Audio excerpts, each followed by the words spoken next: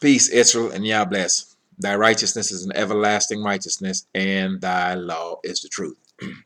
The title of today's lesson is Passover 2021. Once again, today's lesson is entitled Passover 2021. All right. Now, we've been told many things by the stranger, by the heathen, and by our parents and grandparents as it pertains to Passover. We were never taught Passover. We were told Easter. And we had practiced Easter throughout the many generations. Now, what we will do tonight, we will go through the scrolls, we will go through the records.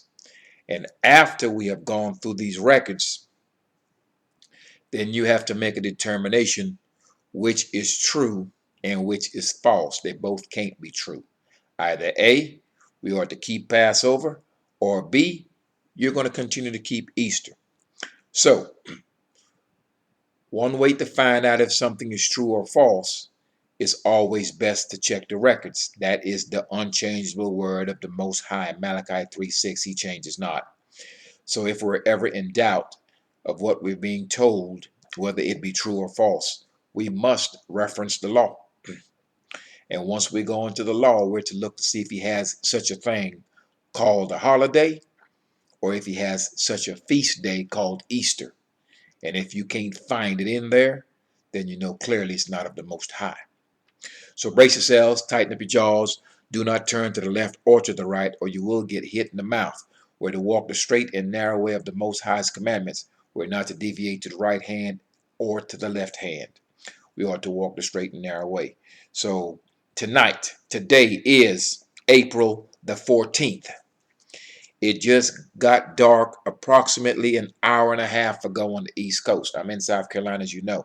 So about an hour and a half ago, Passover kicked off. Okay, so it's the day of the 14th at even. So on the 14th day at dark is when Passover began, which is the 15th day in essence. All right, so let's establish Passover.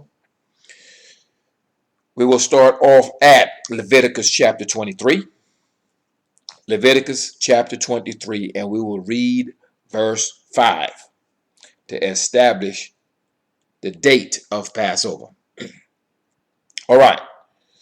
Leviticus chapter 23, verse 5, and it reads, in the 14th day of the first month of the year is the month Abib. That translates to modern day April. The year does not begin in January. There's no such thing as a month called January. January, February, March, etc. These are pagan deities of the Romans. So we were commanded not to speak the name of these idols, but it's almost impossible to do. For if we are to mention the months of the year and the days of the week, these are all Roman idols. So the year does not begin in the month, quote unquote, called January. The Romans fabricated and came up with that term. The month begins, or the year begins, in the month Abib, springtime, when everything comes alive, not in the dead of winter. So, once again, Exodus chapter 23, verse 5 reads, in the 14th day of the first month. We are now in the 14th day, or we were earlier today, in the first month. At even, when it gets dark, is Yah's Passover. So Passover began the 14th day, which was earlier today. When it became dark, Passover began. And when it became dark, that's when the 15th day started. So now we're in the Feast of Unleavened Bread, Passover, running concurrent. All right, now, so we established this on the 14th day at even. Now, let's go ahead and establish a few things, because in the Easter story, it's been said that someone died for you. And we nowadays, the children of Israel in the diaspora, we are now, some of us are a bit confused, and we're taking this lie and we're trying to justify it by saying that the person that died looked like us in order to kind of justify this thing. So what we will do, we will actually go through these records and kind of attack very different points pertaining to this Easter story that we've been told, that someone died, the Most High sent his son died on the behalf of the whole entire earth. And it just so happens that his son happened to be a European man. And some of our people have changed him into a quote-unquote Israelite, or black man, if you will, excuse me, black man, quote-unquote, okay? Trying to make him one of the children of Israel. It's neither. It's a concoction of the Romans. Now, let's establish who God's son is, because if we're going to deal with Passover, they've told us that's Easter. We're going to go into the record and show you there's no such thing. All right. We're dealing with Exodus. Let's read Exodus chapter 4, and we'll start off at verse 22. Exodus chapter 4, verse 22.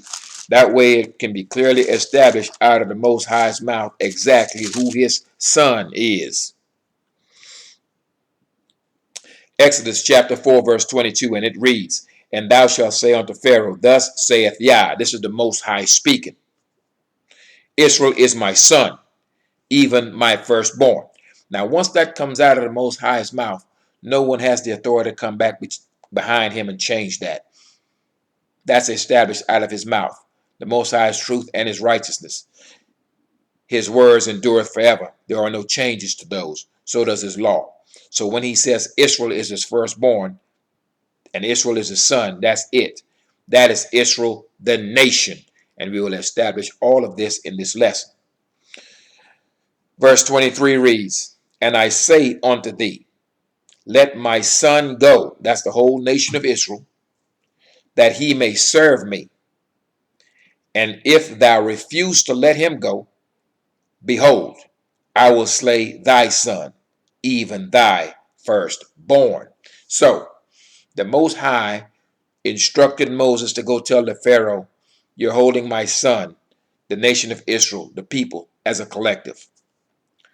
Let him go," him, the whole house of Israel, "that they may serve me," or that he may serve me, because we, as the children of Israel, we are the Most High's sons and daughters. We are his saints. We are his priests. We are the apple of his eye. We are his inheritance. We are his pleasant plant. I just named a whole bunch of things right there. Okay? So the Most High told the Pharaoh, "Look, you're holding my son. Let him go. You don't let him go, I'm going to kill all your firstborn because you're holding mine." Very simple. Very simple to understand. Very straightforward. Okay? So we understand clearly who the Most High Son is. And so now we're going to go into the records and see exactly what he did for his son. His son is not one man. His son is the seed of one man, that one man being Jacob, whose name was changed to Israel.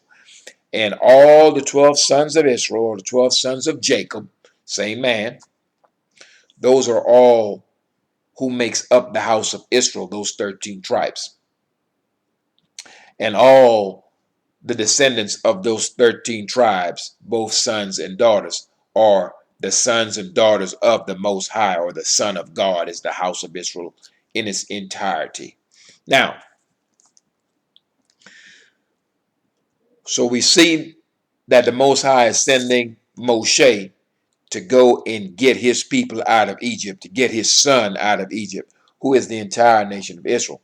So we're going to flip way ahead to the prophet Hosea and see where Hosea is speaking of when the Most High called his son out of Egypt.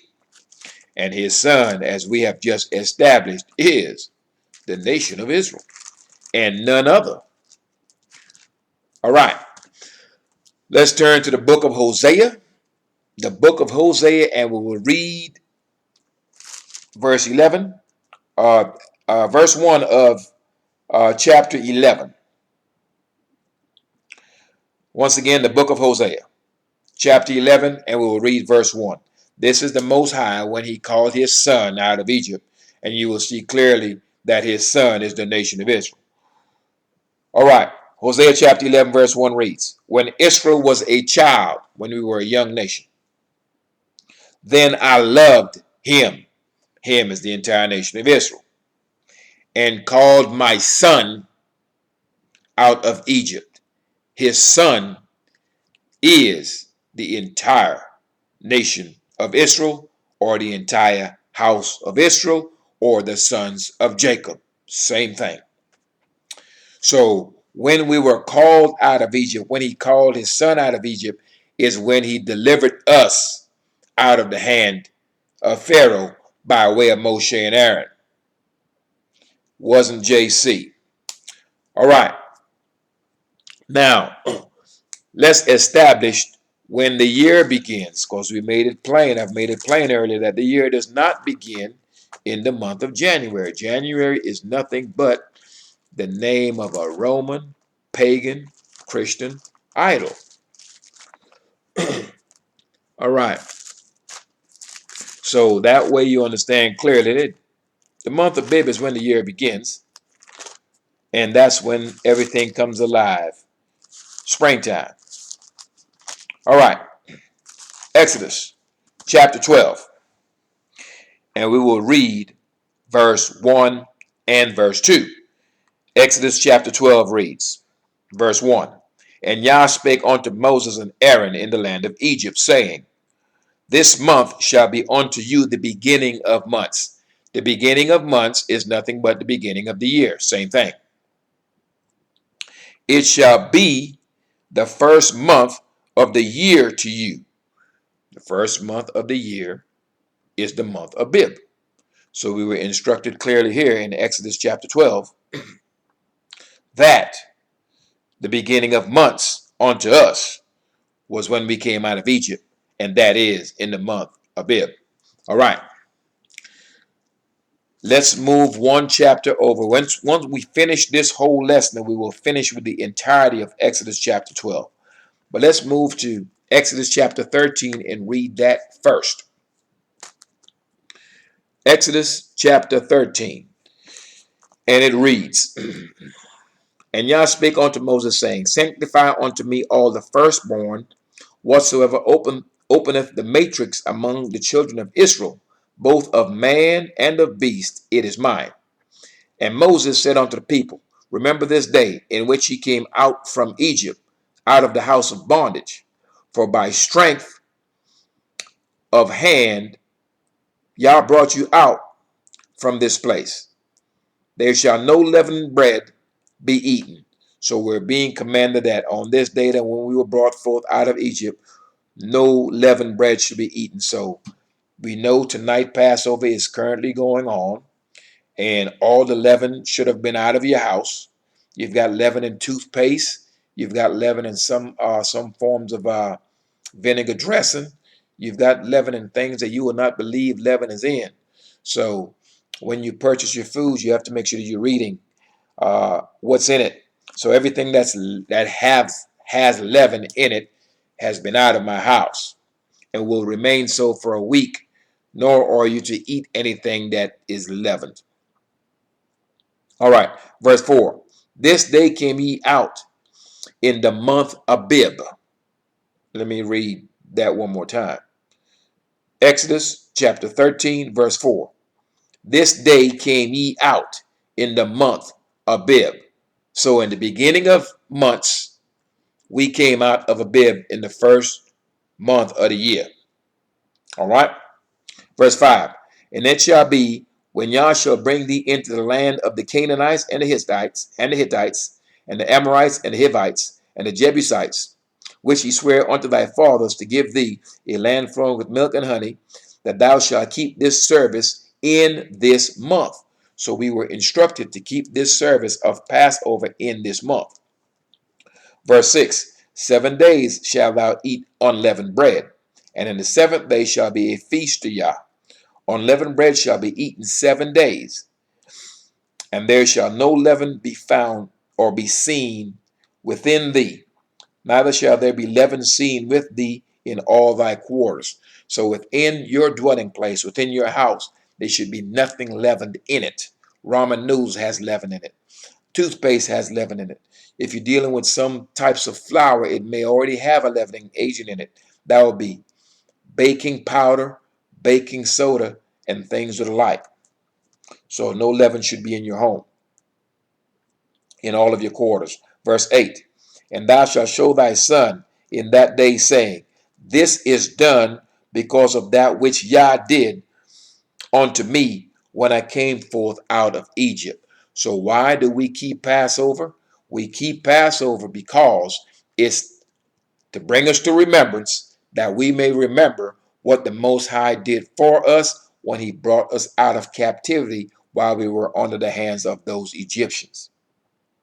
And that is why we're to keep Passover. Someone made up another story pertaining to this. All right, verse 9. Excuse me. And it shall be for a sign unto thee, unto thine hand. And it should be a sign, and it shall be for a sign unto thee, unto thine hand, and for a memorial between thine eyes, that Yah's law may be in thy mouth. For with a strong hand hath Yah brought thee out of Egypt. So this is that the Most High's law may be in our mouth. It's to be in our hearts. It is to be in our mouth. Somehow someone told you the law is no more. Someone came and died for you. You don't have to obey any law, which means now you can operate in lawlessness. And that is not so. Verse 10. Thou shalt therefore keep this ordinance in his season from year to year. From year to year, at the appointed time, we are to keep Passover. And it shall be, when Yah shall bring thee into the land of the Canaanites, as he sware unto thee and to thy fathers, and shall give it thee. Verse 12. That thou shalt set apart unto Yah all that open up the matrix, and every firstling that cometh of a beast which thou hast. The male shall be Yah's. Verse 13. And every firstling of an ass thou shalt redeem with a lamb. And if thou wilt not redeem it, then thou shalt break his neck. And all the firstborn of man among thy children. And all the firstborn of man among thy children shalt thou redeem. So we have to redeem all the firstborn of our children. And keep in mind, this is why the Most High killed all of Pharaoh's firstborn, because they were the ransom for us to be freed. Verse 14. And it shall be, when thy son asketh thee in time to come, saying, What is this?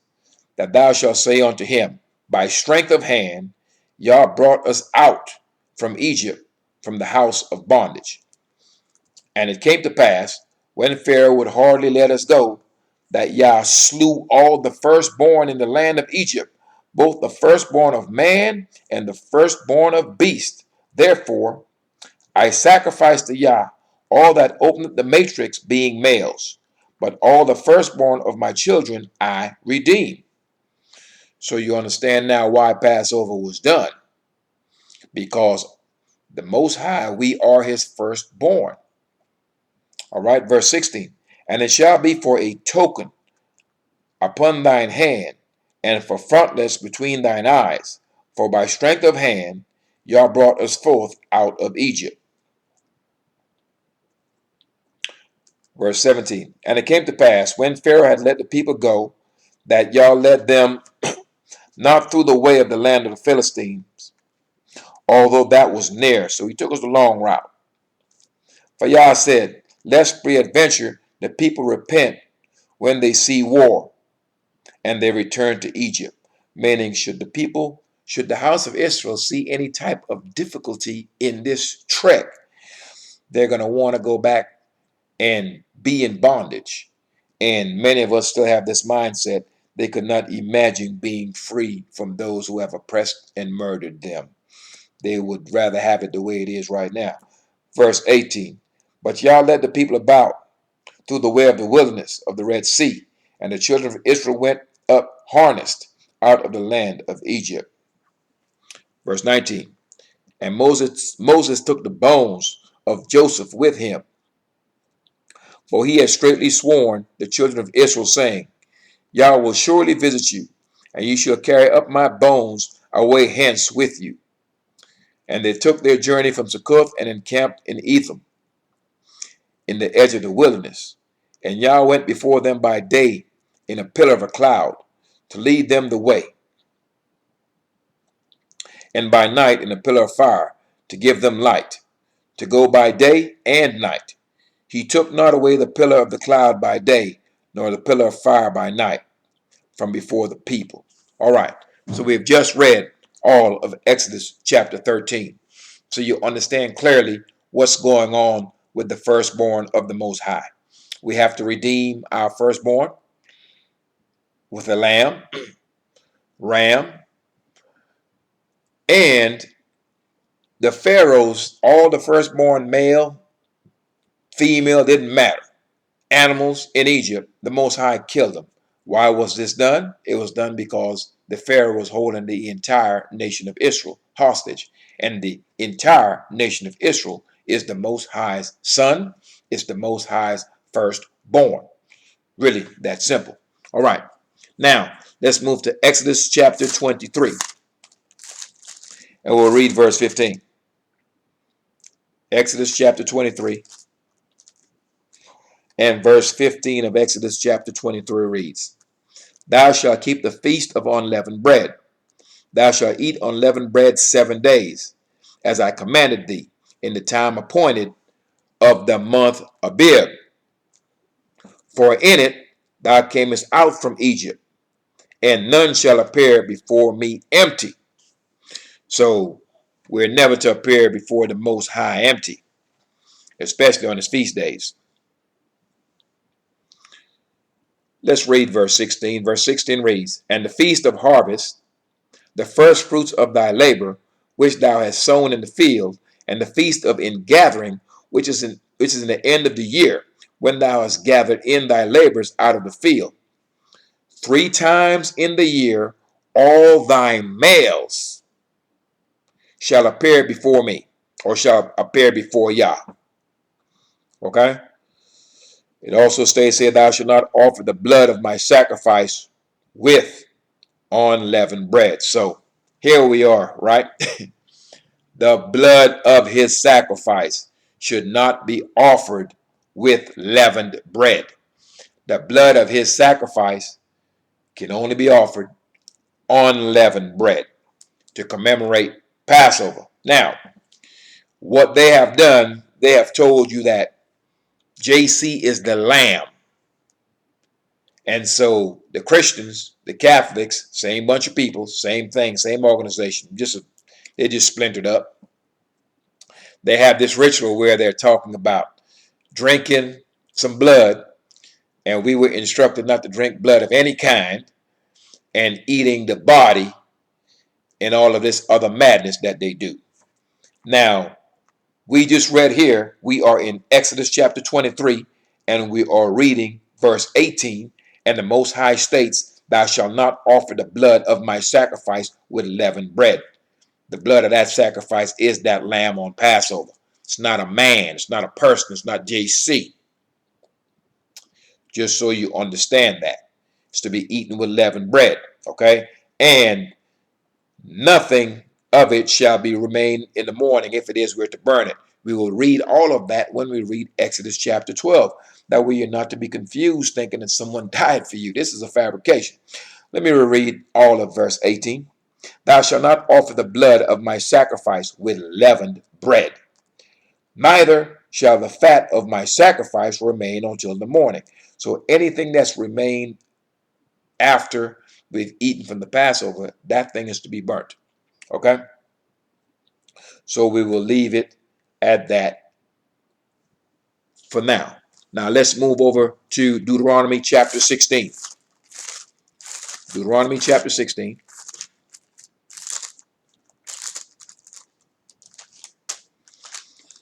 All right, Deuteronomy chapter 16. We'll start off at verse 1.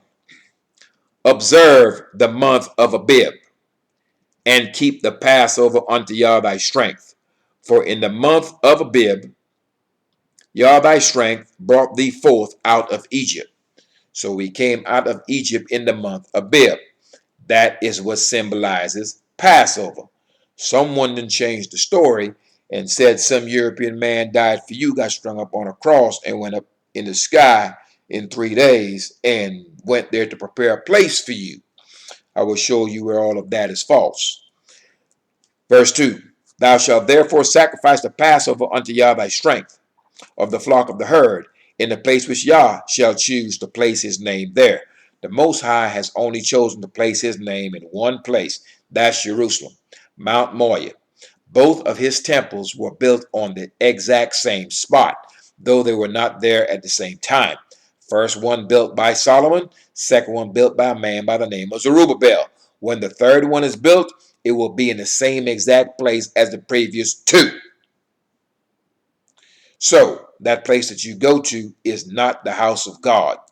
Never has been, nor will it ever be. You are going into an eminent high place, worshiping an idol. Now, verse 3, thou shalt eat no leavened bread with it. 7 days shalt thou eat unleavened bread therewith, even the bread of affliction. Because unleavened bread is not the most pleasurable thing to eat, not the most pleasant thing to eat. For thou camest forth out of the land of Egypt in haste, we left in a hurry, that thou mayest remember. We have to remember because we are those that have forgotten.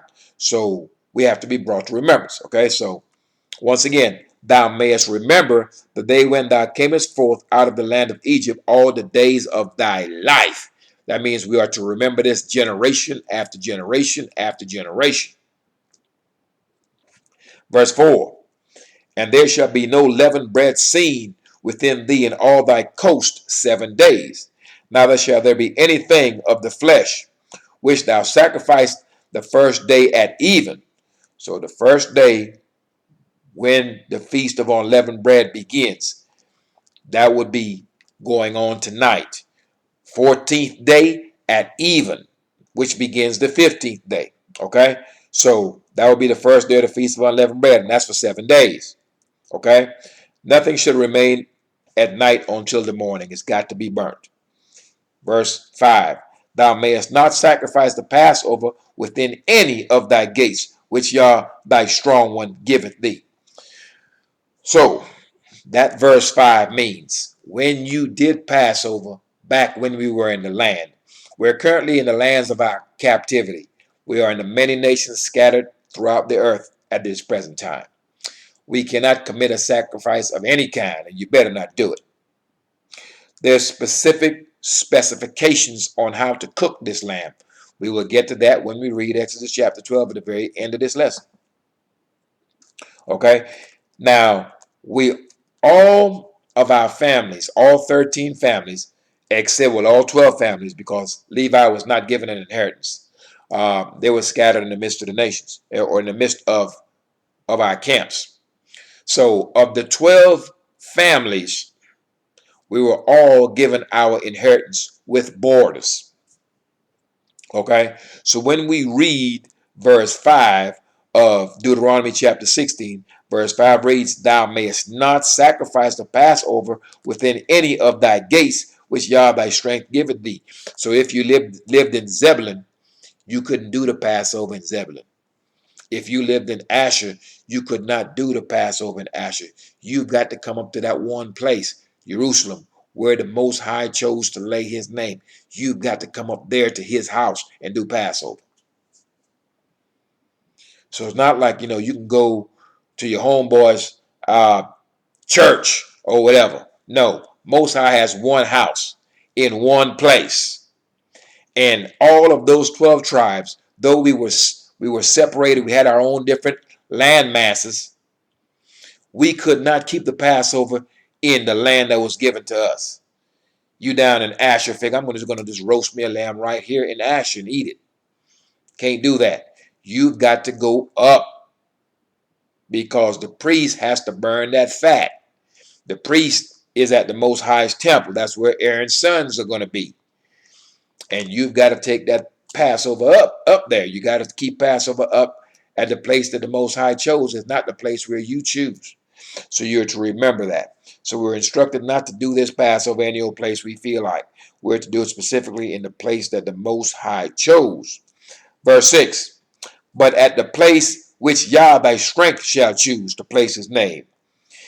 In there thou shalt sacrifice a Passover at even, so when that's a dark, at the going down of the sun. So it tells you exactly when that is. At the season that thou camest forth out of Egypt.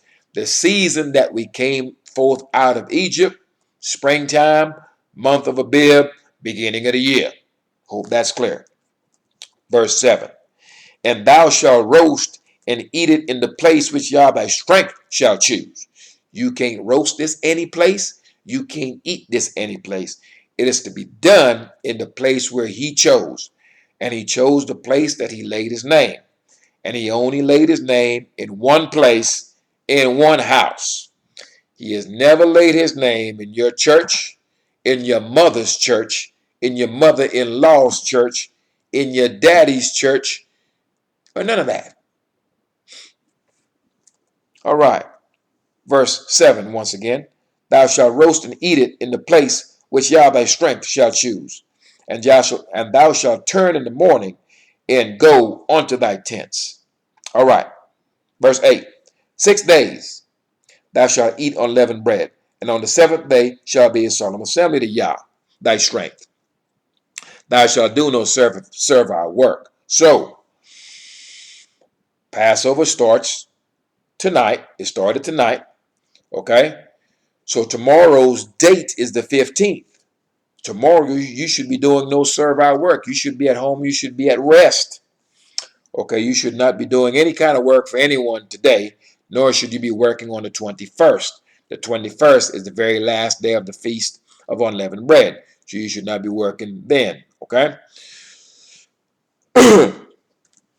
So we've read, and we will stop right there. We're not going to read into the Feast of Weeks and the Feast of Tabernacles. I just want to cover the Passover portion of Deuteronomy chapter 16.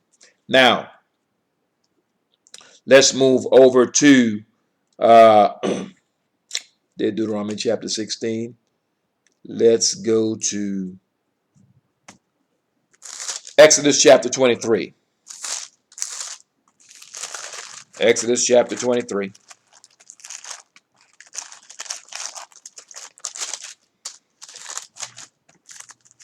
We're all going to tie in this story so you could understand that we have been given falsehood. We have been told a lie. And instead of doing our due diligence to go and read and to seek out the Most High with our whole heart and whole soul, we have taken what our enemies have given us, and his lie has become our truth. But it's still a lie. And the truth will remain in its original form no matter where you find it or when you find it. The truth is unchangeable. You cannot change that. I don't care who you are. I don't care what time frame it is. You can't change truth. That's why the Most High changes not. And that's why he endures forever, because whatever the truth is, that endures forever and it's unchangeable. And thus the Most High is truth. I hope you understand all of that. All right. Exodus, we will go to chapter 23 and we'll read verse 20 and 21. Because we have been told that someone died for us, went up in the sky, and is going to prepare a place for you, and you're going to die and go up in the sky with him and all this other fantasy. Exodus chapter 23, and we will read verse 20. And verse 20 of Exodus chapter 23 reads, Behold, I send an angel before thee, to keep thee in the way, and to bring thee into the place which I have prepared. This is the Most High speaking to the children of Israel. That we were not just being taken through the wilderness to no place with no destination unknown. That was not the case. We were being taken through the wilderness, and we took the long route because Most High had to break you rebels off, had to kill off the rebels.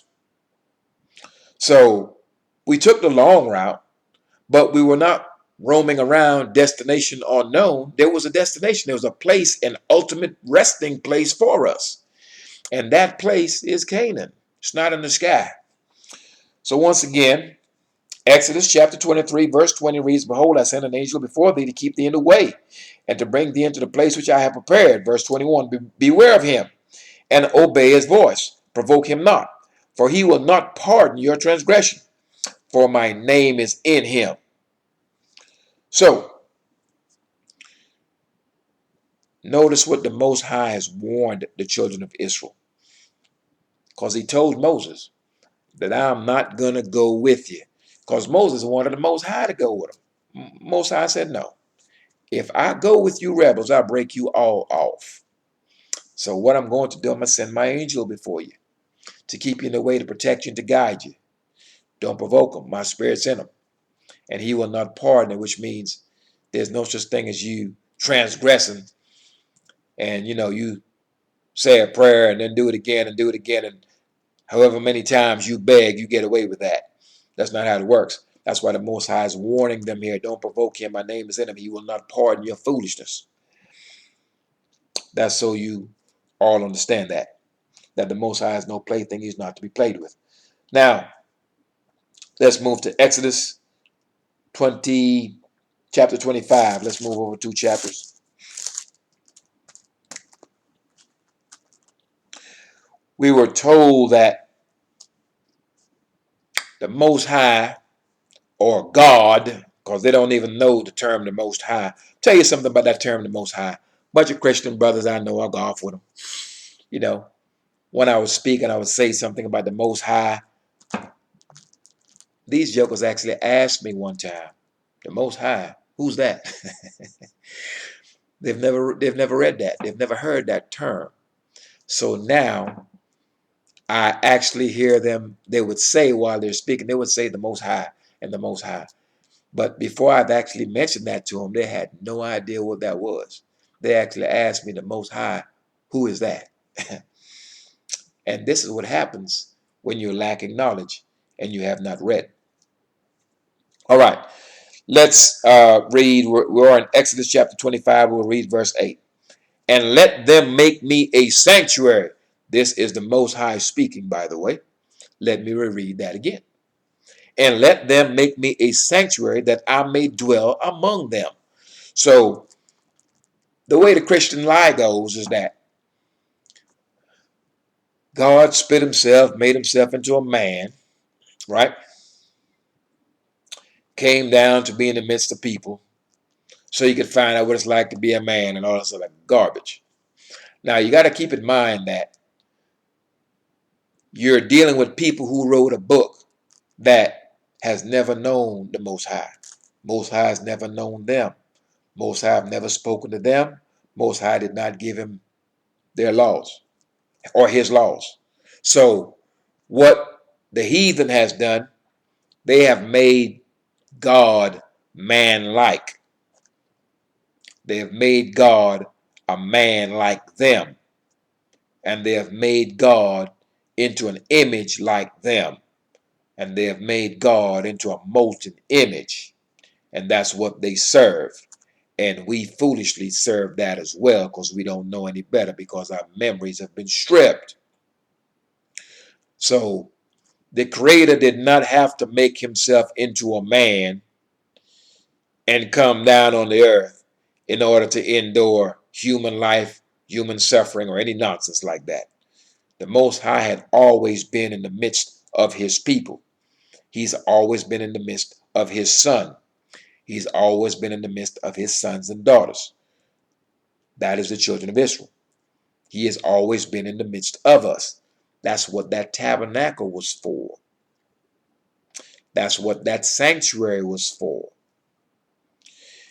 And he will dwell in the midst of us forever when that third temple is built and the Levites take their rightful place and the sacrifices are put on. We are gathered out of all of these many nations and we're back into the land that he prepared for us when we were coming through the wilderness. That's where we're going to be. Right here on the earth. No one is rapturing you up into the sky. Fairy tale. So, the place that was prepared for us, now we have heathens in the land doing all manner of wickedness. So we've got to return back onto this law, that way we may be gathered and placed back into the land that was promised and onto our forefathers, that we may build that third temple, that the Most High will return back onto his dwelling place there, and he will dwell in the midst of us forever right here on the earth. That's not hard to understand. All right. So we see here clearly that the Most High was going to dwell in the midst of us, and that he did. So that's knocking out all of the nonsense that you've been told about Easter, about God died and came down to be in the midst of man. He's always been here. He's always been in the midst of us. And he said, though he has scattered us to the midst of these nations, we are scattered right now.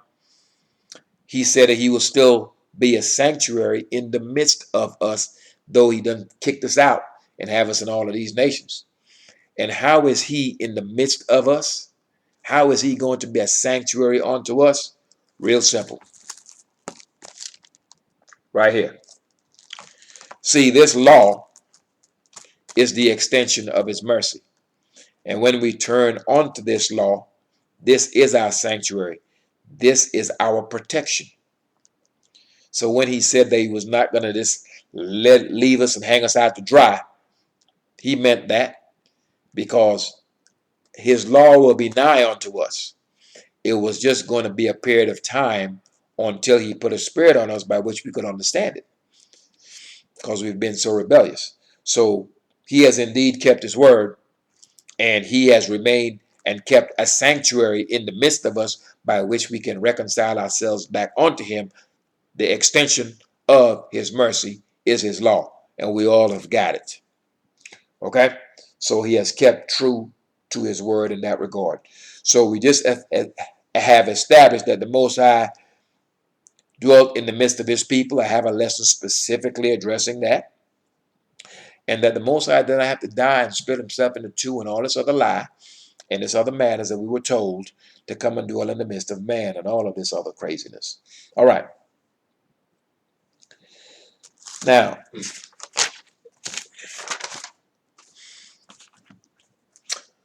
we're told that this person had died for your sins, and they shed blood and all this other stuff. The only blood that was shed for you, O man of Israel, is the blood of the firstborn of all the Egyptians. All of them.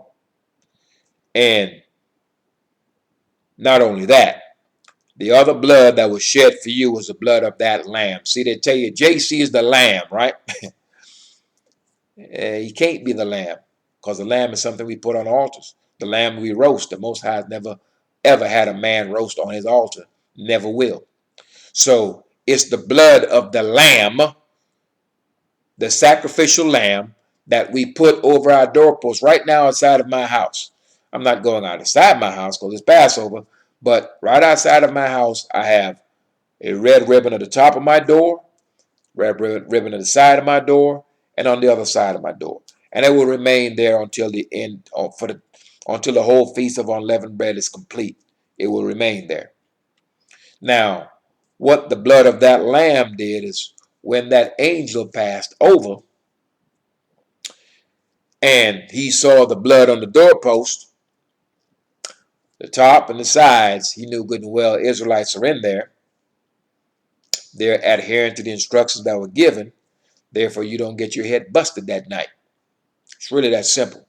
So the blood of the lamb is the sacrificial lamb that saved our lives. Because had we not sacrificed that lamb and put that blood on that doorpost, you're getting your head busted. It's really that simple. So the lamb is not some JC on some cross someplace. The lamb is exactly that. The lamb. The sacrificial lamb. We can sacrifice lamb, ram, goat, sheep, that kind of thing. So that's the lamb we're talking about. The lamb has never been a man, and the lamb will never be a man.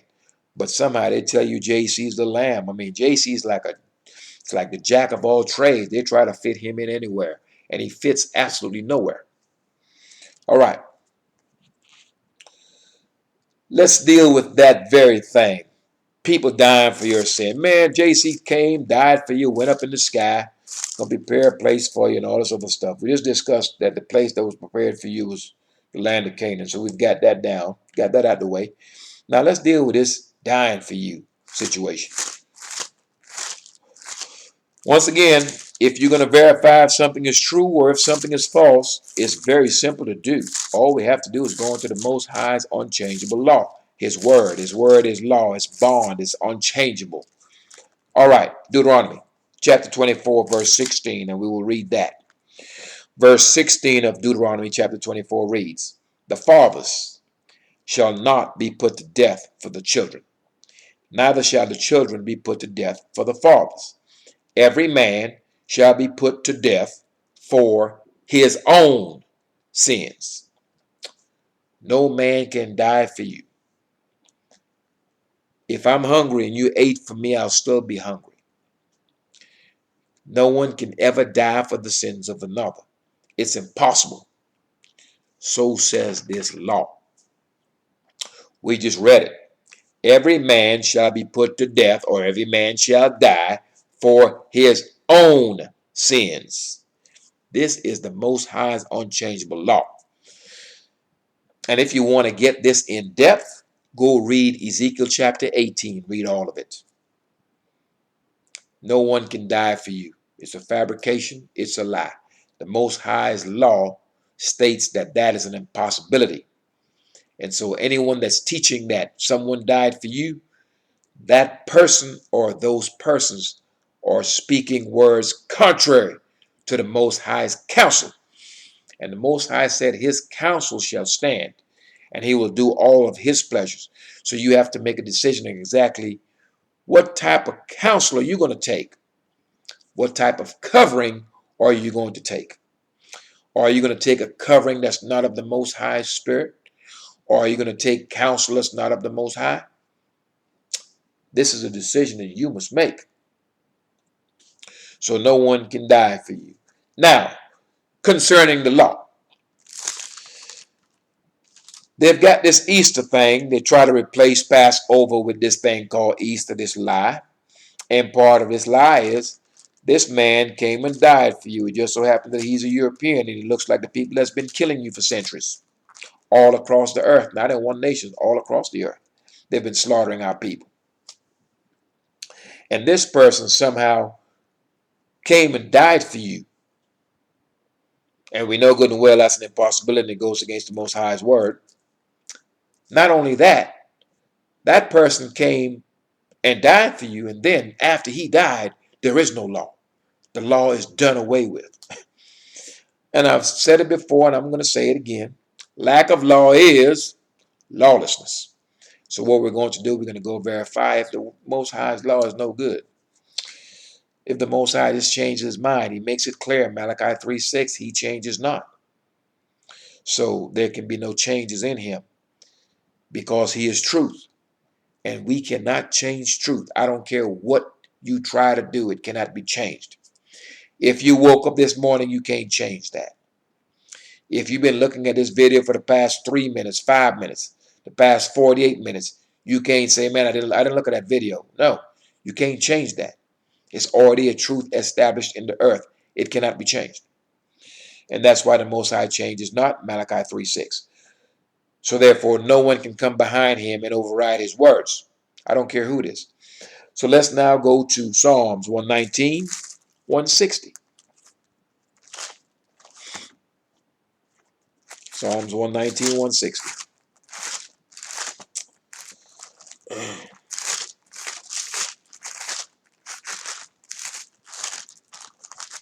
All right. Psalms 119, and we will read verse 60. Verse 160, verse 160. I'm turning to it. All right. Verse 160 of Psalms 119 reads, "Thy word is true from the beginning, and every one of thy righteous judgments endureth forever." I will read that one more time. We're in Psalms 119, 160. Verse 160. Thy word is true from the beginning, and every one of thy righteous judgments endureth forever. Now, how do you get the laws done away with and there is no law out of that? All right. Now, let's go to 119, 142. And Psalms 119, 142 reads, Thy righteousness, that's his law, is an everlasting righteousness, meaning it's unchangeable. And thy law is the truth. Law is the truth. Truth is unchangeable, therefore his law is unchangeable. I hope that makes sense to you. All right. Now, speaking of 119, the next lesson that I do, I will read all of Psalms 119. Now, when you read that, if you read that and think there is no law, something is seriously wrong with you. Now, we will go to Psalms 19, verse 7. Psalms 19, verse 7. So we're establishing that someone dying for you and therefore the law is no good. If we're going to deal with this Easter situation, we got to attack all these points. All right. Psalms 19, verse 7 through 14. Okay. Psalms 19, and we'll read verse 7 through verse 14. And verse 7 of Psalms chapter 19 reads, The law of Yah is perfect. So when they tell you there is no law, they're trying to tell you there is no perfection. When they tell you there is no law, then that means there is no God. When they tell you there is no law, that means you can run amok. That means now you're allowed to take part in lawlessness. So the law is perfect. So they're seeking to get rid of perfection. They're seeking to get rid of righteousness. They're seeking to get rid of that which is true. That's what they're trying to do, but that cannot be done. Once again, the law of Yah is perfect, converting the soul. So therefore, if you get rid of the law, a man will forever be lost because there's nothing to reconcile him back unto the Most High. And this is why the house of Israel has been led astray. Because once they tell you there's no law and you don't seek after the law, then you can't ever reconcile yourself unto the Most High. So just like Psalms 83, our enemies have lifted up the head. They have tried to keep us cut off from the Most High by giving us idolatry, leading us astray, and ensuring that we do not turn back onto this law. Because once we do that, then we are reconciled back onto the Most High.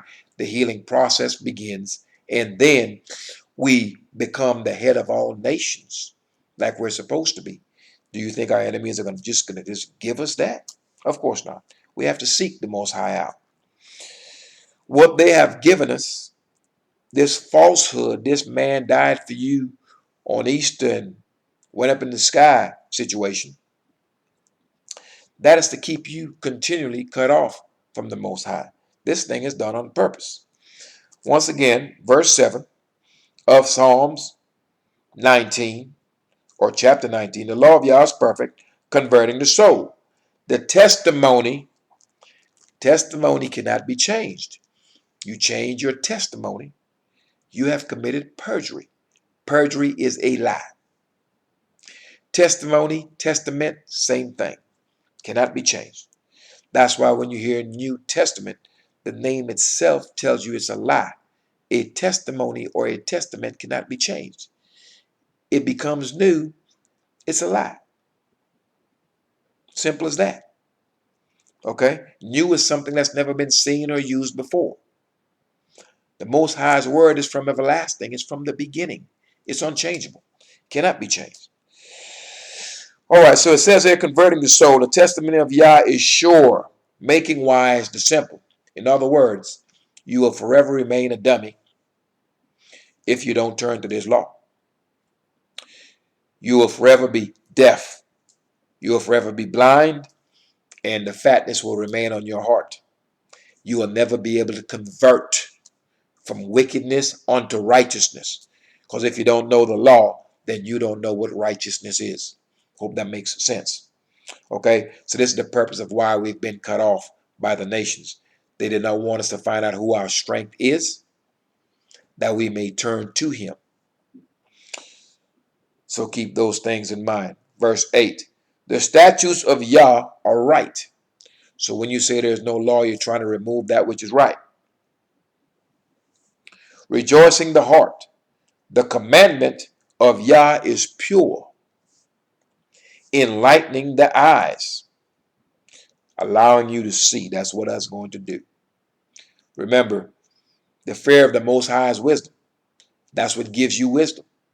When you begin to fear him, and if you're fearing him, you're keeping his commandments. Verse 9, the fear of Yah is clean, enduring forever. The judgments of Yah are true and righteous altogether. So when they tell you there is no law, what they're telling you, there's no righteousness. No law means no judge, which means there's no punishment. And you can just run amok and do what you want. And none of this is so. More to be desired are they than gold. This is the Most High's law. They are to be desired more than gold, yea, than much fine gold, sweeter also than honey and the honeycomb. This is the law we're talking about. The thing that the Christians, the Romans, have told you, don't need it anymore. Someone came and died for your good. Verse 11, moreover, by them is thy servant warned. When you hear me read the words of the law in your ears, these are warnings. Moreover, by them is thy servant warned, and in keeping of them there is great reward. Reward, if you keep them, death, destruction, sorrow, strife, affliction, when you don't. Very simple to understand. Verse 12, who can understand his errors? Cleanse thou me from secret faults. Keep back thy servant also from presumptuous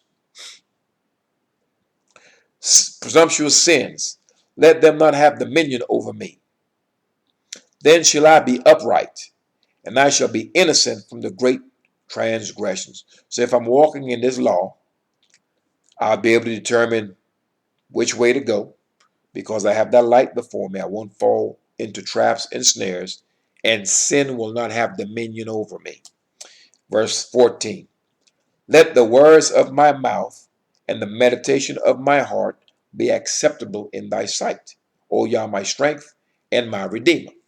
So this is one of the Psalms of David. Now, David is telling you who his strength is. It's the Most High Yah. And Most High said he is one. Most High said there's no God besides him. Most High said before him no God was formed. We know this JC figure was formed in the belly of a woman according to the story. He came out through her feet. And the Most High said before him there was no God formed, and neither will there be any God after him. So JC is not God, and we already explained, went into this text and showed you that he's neither the Son of God either. And the best person to know or to hear it from would be God himself. And he told us in Exodus 4:22, his son is Israel, the nation. So there's no disputing this. All right. So we understand clearly that they're trying to tell us that this law is no good and that someone died for you, therefore there is no law. And I've said it in past videos. These same dummies can't hear anything, can't see anything. Fatness has been placed on their hearts, will look you in the face and tell you, JC died for you, there is no law. And then you ask them, well, if there's no law, Do you believe in judgment day? Yeah, there's going to be a judgment day. Oh, okay. Now, if you're going to have a judgment day, you need a judge, don't you? That's when they give you the stupid look. And if a judge is going to be giving judgment, there needs to be a law in place by which to render that judgment by. You start speaking to them in this manner, and then you start looking at you real stupid in the face, because these are men whose knowledge, wisdom, and understanding has been removed. And that's a nice way to put it. So this is the fallacy and the ignorance of our people and the ignorance of the heathen. All right. So we've suffered from memory loss. We have forgotten all of this. And that's why this book of remembrance was written. And that's why men have been raised up.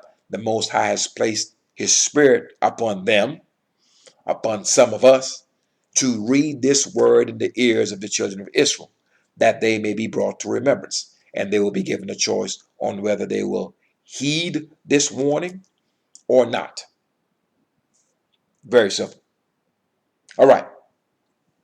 So we understand that concerning the law, that we are to obey it. It's in full effect. It endureth forever. It is perfect.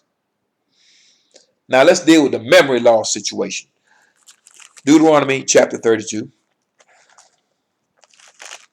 Because we have forgotten. So we must be remembered. Or reminded, should I say. Deuteronomy 32. Chapter 32. All right. Deuteronomy chapter 32. We'll read verse 17 and 21.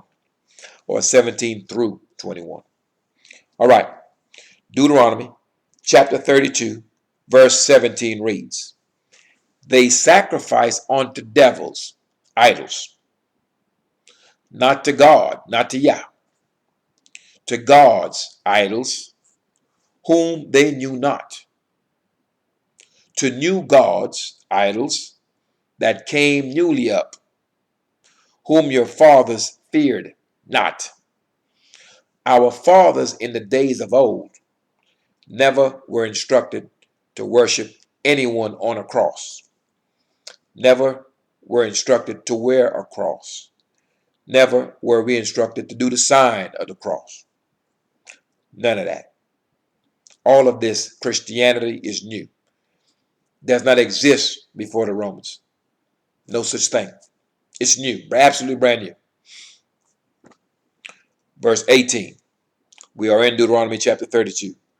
Of the rock that begot thee, thou art unmindful. The rock that begot us, the house of Israel, is the Most High, and the Most High alone. That means one. And hast forgotten Yah that formed thee. The Most High formed Israel from the womb. Verse 19. And when Yah saw it, when he saw that we had forgotten him, turned our backs on him, took his law, balled it up, chucked it behind our backs, when he saw this thing, he abhorred them. He hated us for it. Because of the provoking of his sons and of his daughters. We are the sons and daughters of the Most High. That's the children of Israel. That's not everybody. So when you hear people say, we're all God's children, we are not. We are all God's creation. We are not all God's children. Neither are we all God's people.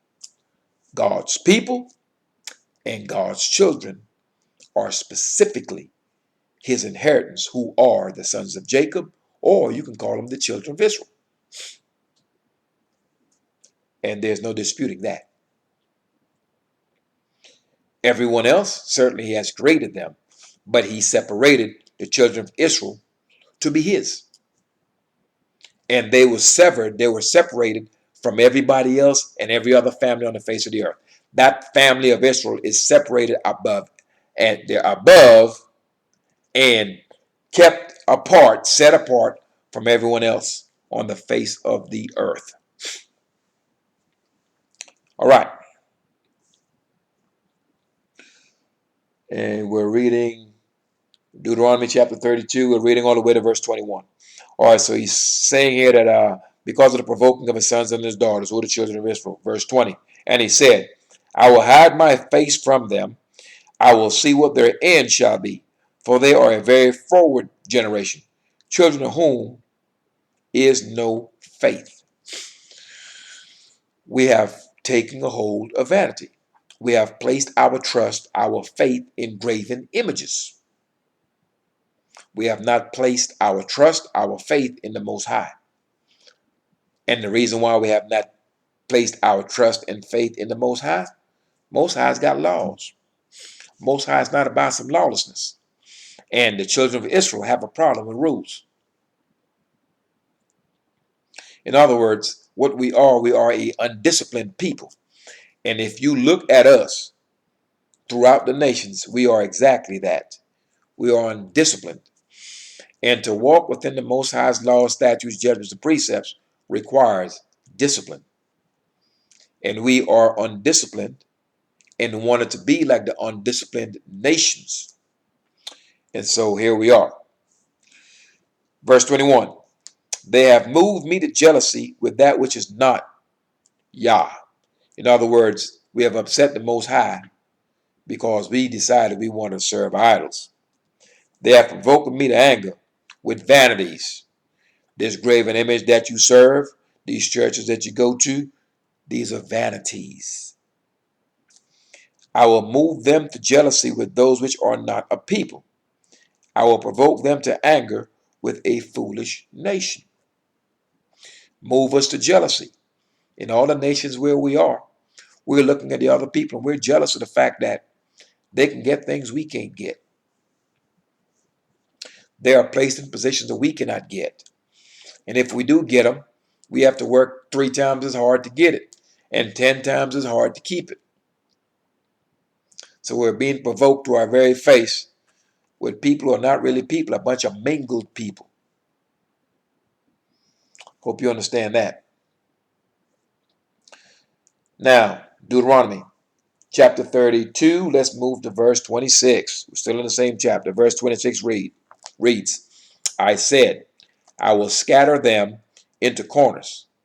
I would make the remembrance of them to cease from among men. So he did that. He told us back then, if we didn't walk in these laws, statutes, judgments, and precepts, he would strip everything from us. He stripped our position. We're no longer the head of all nations. Instead of us lending to these nations, we got to borrow from them. Instead of us leading them, they now lead us by the nose. He said he would remove our memories. We are scattered in these nations, and we don't know where we're from. We are claiming to be Africans, and Africa is a very huge place. And that includes the quote-unquote Middle East and Israel.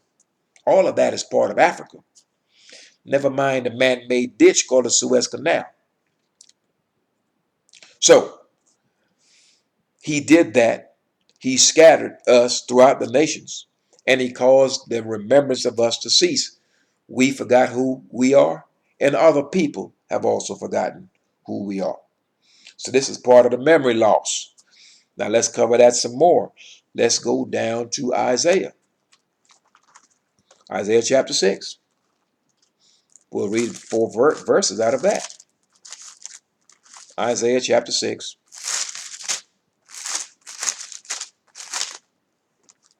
All right. Isaiah chapter 6. And we'll read verse 8 and verse 12. 8 through 12, excuse me. Isaiah chapter 6 and verse 8 reads, Also, I heard the voice of Yah saying, Whom shall I send?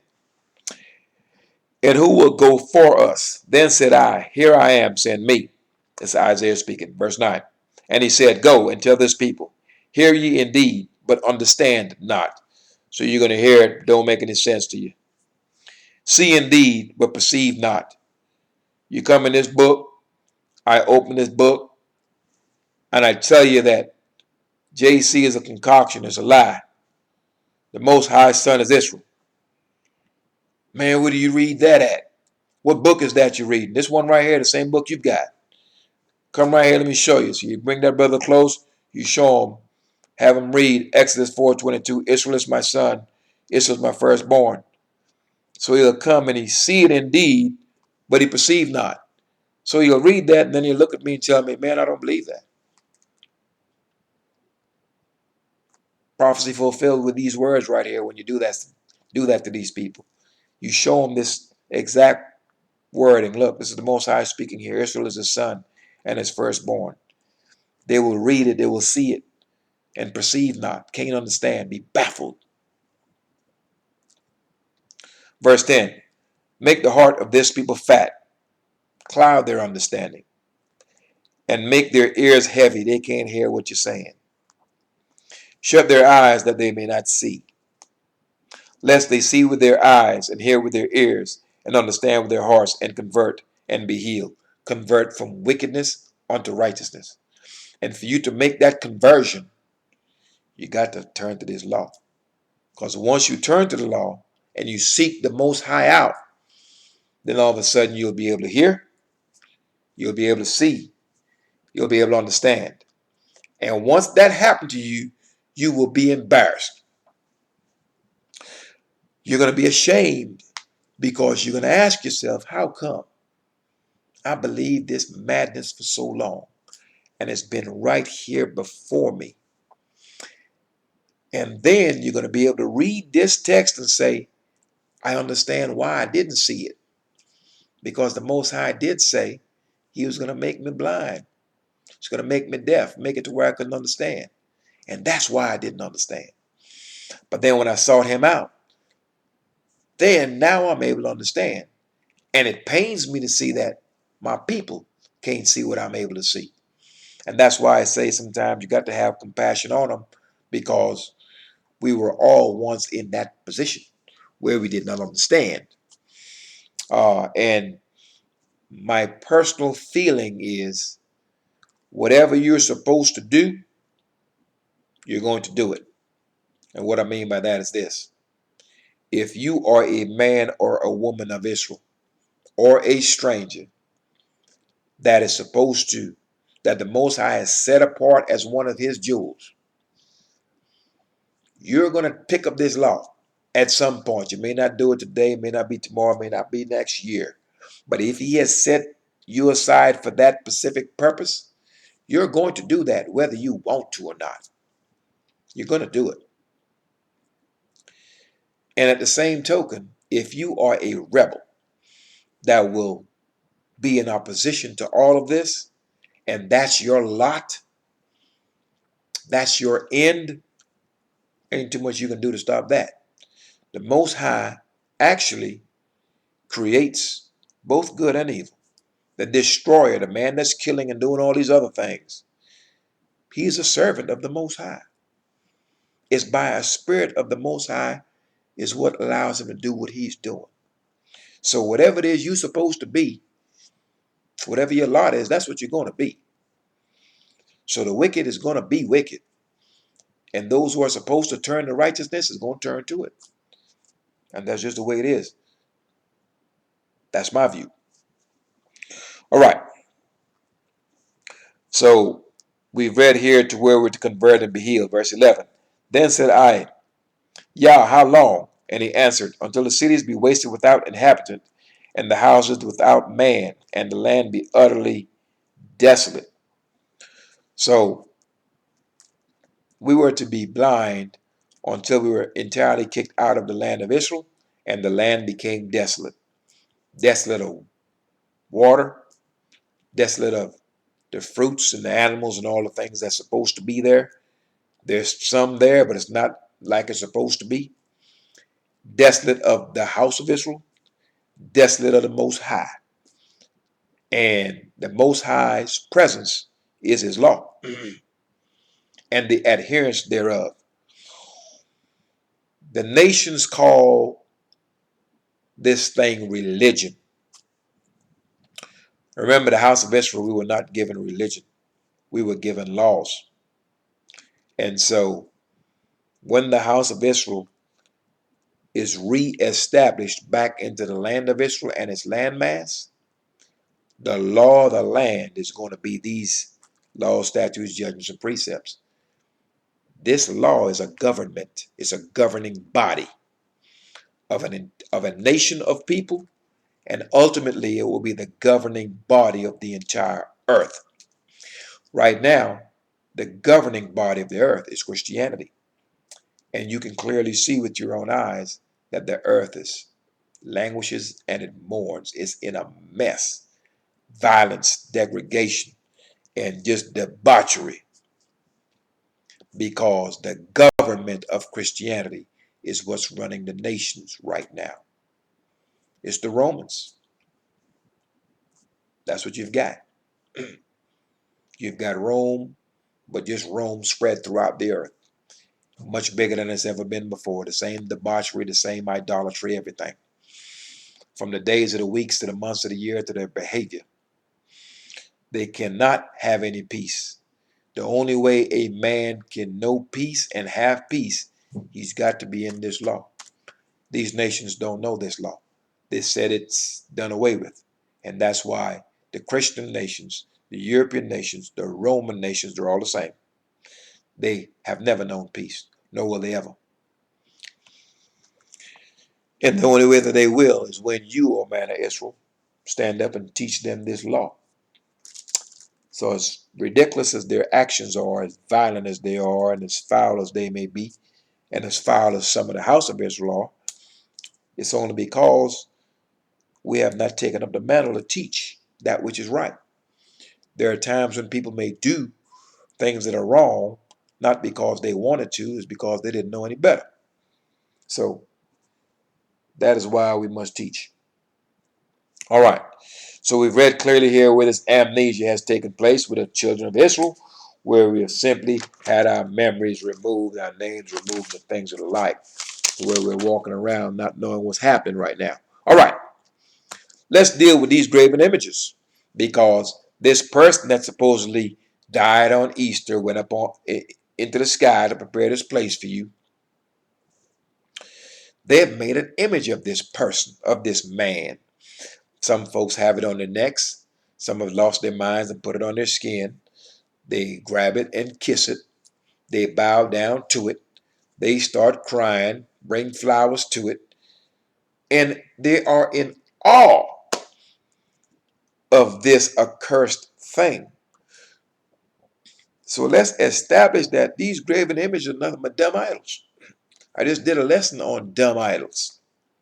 And the duplicity of our people is this.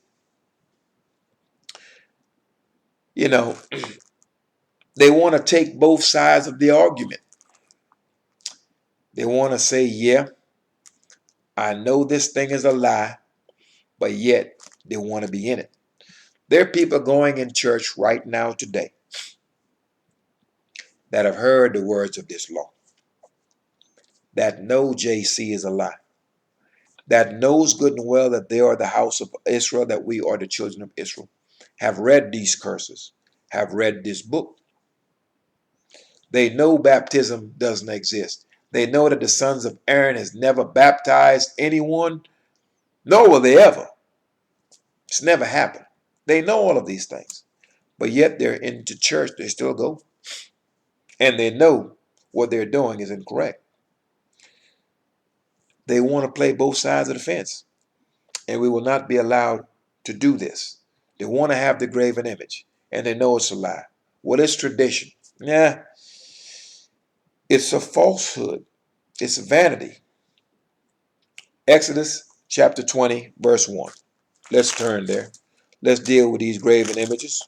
Let's see if you're supposed to have a picture of a man in your house, and a statue of a man in your house, and you just kissing it and bowing to it and praying to it and all this other matters that you're doing. Let's see if that's even lawful. Exodus chapter 20. Exodus chapter 20, we'll read verse 1 through 10. Exodus chapter 20, verse 1 reads, And Yah spake all these words, saying, I am Yah thy strength, which have brought thee out of the land of Egypt, out of the house of bondage. Thou shalt have no other gods, lowercase, that's idols, before me. Thou shalt not make unto thee any graven image. That's that JC. It's a molten and graven image that's on your neck. It might be molten with gold, might be silver, might be wood. And we were instructed not to make it. You can say, well, man, I ain't make it. Well, the craftsman made it. It's no difference. And those who place their trust in idols, they are as dumb as the individuals that made them or molded them. Verse 4, once again, thou shalt not make unto thee any graven image or any likeness of anything that is in the heavens above. Let's see what's in the heavens above. The moon, the stars. What else is up there? A cloud, maybe. So you're not to make any image of anything that's in the heavens above and worship it, pay homage to it, kiss it, and all this other nonsense. So we just dealt with the sky. Now let's look at the rest. So that's any likeness of anything that's in the heaven above, or that is in the earth beneath, or that is in the waters under the earth. So hold up. Nothing in the sky, so you're not allowed to worship stars, the moon, the sun, none of that. And then you're not supposed to do anything that's on the earth. So on the earth you would have animals, you would have the man. In the water you would have fish. In the sky you would have birds and things like that. So we're not to worship anything anywhere on the earth, is what that says. Now, can we agree that the molten image of JC is the image of a man? Can we agree to that? So if you have a molten image of a man in your house, in your car, on your neck, or anything like that, you are in direct opposition to the Most High's law. Because this law states, we are commanded that thou shalt not make unto thee any graven image or any likeness of anything that is in the heavens above, or that is in the earth beneath, or that is in the waters beneath the earth. Thou shalt not bow down thyself to them. You're not to bow down yourself to some statue, to some stock, a wood cross. In the head of all Christendom, who is the Roman Catholic Pope, oh, he kissed statues a dime a dozen. That's all they do. It's abomination before the Most High. We're commanded not to do it. We could care less that he's doing it. He's not the house of Israel. He could do it all day. And he will do it all day. That's what he does. So they are in direct opposition to this. They are kissing the statue, the likeness of a man. And they're serving them. So we're commanded here in verse 5, thou shalt not bow down thyself to them, nor serve them. For I, Yah, thy strength, am a jealous strong one, visiting the iniquity of the fathers unto the children, unto the third and fourth generation of them that hate me. Okay. The third and fourth generation of them that hate me. Those that hate him do not walk in his commandments. Those that hate him does not seek his counsel. Those that hate him seek a covering that's not of his spirit. So if you hate him, you're doing everything that's contrary to what we just read. Verse 6, and showing mercy unto thousands of them that love me. Those that's going to receive his mercy, the extension of his mercy is his law. So he knows if you love him when you follow his counsel. That's his law, statutes, judgments, and precepts. That's being clearly understood when you read the entire verse. Verse 6, once again, of Exodus chapter 20. And showing mercy, you will be forgiven, and shown favor, and shown mercy when you convert from wickedness unto righteousness and be healed by way of the extension of his mercy, which is his law. So it says here, showing mercy unto thousands of them that love me and keep my commandments. If you love him, you keep his commandments. If you hate him, you don't keep his commandments. You love him, you keep his commandments, you get his protection. You don't love him, you disobey his commandments, you walk contrary to it, he afflicts you, kills you, afflicts your children, generation after generation after generation after generation. This is not hard to understand. All right. So we have just addressed Exodus chapter 20. Now let's move to Leviticus chapter 19, verse 4. Leviticus chapter 19, and we will deal with verse 4. Verse 4 of Leviticus chapter 19 reads, turn ye not unto idols, nor make to yourselves molten gods, idols. So we're not to turn to idols. You're not to turn and get on your knees and kiss some statue, some stock, gold, silver, porcelain, or anything like that. And if you didn't make it with your own hands, someone made it with his hands or put it in a machine and molded it. It's still the work of errors, and it ought not to be done. All right. Let's go to Exodus chapter 20. Once again, we'll deal with reading verse 22 and verse 23 of Exodus chapter 20. All right. Exodus chapter 20. Let me, 1 second. Exodus chapter 20. Let me get to that. I'm in Leviticus. All right. Exodus chapter 20. And we'll read verse 22. We'll read verse 22 and 23 of Exodus chapter 20. And verse 22 of Exodus chapter 20 reads, and Yah said unto Moses, thus thou shalt say unto the children of Israel, ye have seen that I have talked with you from heaven. So the Most High told Moses to tell the children of Israel, you see clearly that I've spoken to you from heaven, because we heard the Most High's voice. Verse 23 reads, ye shall not make with me gods of silver, nor shall ye make unto you gods of gold. What the Most High is instructing the children of Israel is, when I spoke to you, you didn't see anything. You didn't see a man, you didn't see a goat, you didn't see nothing. You just heard my voice. That's all you heard. You didn't see anything.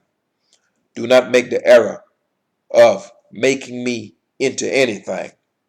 Ye shall not make with me gods. These are idols. Don't make no gods of silver. Neither shall ye make unto ye gods of gold. That chain on your neck with JC swinging on it is either made of gold, it's made of silver. It's an accursed thing. It ought not to be done. It's an abomination before the Most High. It is falsehood. All right, let's turn to Deuteronomy. Let's turn to Deuteronomy chapter 4. We'll read verse 15 through 21. Deuteronomy chapter 4. And Deuteronomy chapter 4, verse 15 reads, take ye therefore good heed unto yourselves, for ye saw no manner of similitude on the day that Yah spake unto you in Horeb out of the midst of the fire. So we're being warned here. Look, when the Most High spoke to you, you didn't see nothing. You didn't see a man, you didn't see a ghost, you saw nothing. All you heard was a voice. So take heed to the fact that you didn't see no manner of similitude. Verse 16, lest ye corrupt yourselves and make you a graven image, the similitude of any figure, the likeness of male or female. Can we agree that the JC figure is the similitude and the likeness of a man? And it is a molten image. So therefore, this is idolatry. Verse 17, the likeness of any beast that is on the earth, the likeness of any winged fowl that flieth in the air, the likeness of anything that creepeth on the ground, the likeness of any fish that is in the waters beneath the earth. That's important because the Christian got a little fish sign. So they are in transgression two ways. First, they've got the image and the likeness of a man, the similitude of a man in a graven image. And then they've got a fish sign that's supposed to represent Christianity, which is Roman Catholicism. That's all it is. It's all the same thing. So you have read clearly and you've heard it with your ears that these things are a no-go. These are the things that's causing you to go through all the mess you're going through in these nations because you're walking contrary. And the job of those who the Most High has put his spirit upon is to ensure that you don't have the excuse of saying, I didn't know. He's going to raise up enough men to bring forth this word to you. That way you will not have that excuse. That way when you get your head busted, you can't say, man, I didn't know. You're not going to have that excuse. And that's why you're hearing this. And this word, as it goes forth, is going to spread because he's going to have to raise up many Moses. We only needed Moses and Aaron. We were in one place. Now we're in all the nations. So we're going to have Israelites raising up in all the many nations where we dwell, teaching his word. And that's how it's going to be. And that's why every man must take up this mantle and magnify the Most High's law and make it honorable. We are to raise up the standard that we were given at Sinai. We've got to lift this standard up. Look around you. There's wickedness all around you. How much more of this can you endure? All right.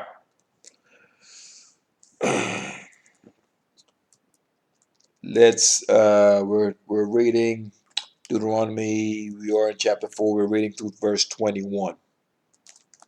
Verse 19 reads, unless thou lift up thine eyes unto heaven, and when thou seest the sun and the moon and the stars, even all the host of heaven, shouldst be driven to worship them and serve them, which Yah thy strength hath divided unto all nations under the whole heaven.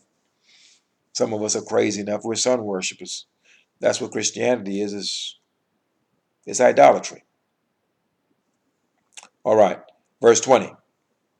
But Yah has taken you and brought you forth out of the iron furnace, even out of Egypt, to be unto him a people of inheritance as ye are this day.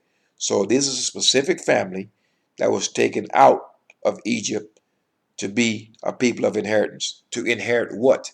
To inherit the land of Israel, which is on the earth, not some place in the sky. Verse 21. Furthermore, Yah was angry with me for your sakes. This is Moses talking. We ticked off Moses and swear that I should not go over Jordan, and that I should not go in unto the good land which Yah thy strength giveth thee for an inheritance. So Moses could not make it into the land because he spoke ill-advised, because we had upset him, and his words alone prevented him from going into the land. And he was the greatest of all prophets. So just imagine what a little man, little old fella, who's not even in such a position. Imagine how much trouble his mouth can get him in. All right, so be mindful of what you're saying, how you're saying it, and things like that. And my suggestion would be pretty much get into the book and read. All right, so this person on Easter got strung out on a tree, which is a cross. A cross is wood, that's tree. And someone stabbed him in his rib, and he's sitting there with a crown of thorns on his head. The Passion of the Christ, that was one of the movies, right? All the brothers, all the Israelites, all the churches had buses going to this movie, have Israelites up in the movie crying, thinking some European died for them. That's been the greatest con on the earth. All right, let's address this hanging thing, hanging from a cross, hanging from a tree. Deuteronomy chapter 21.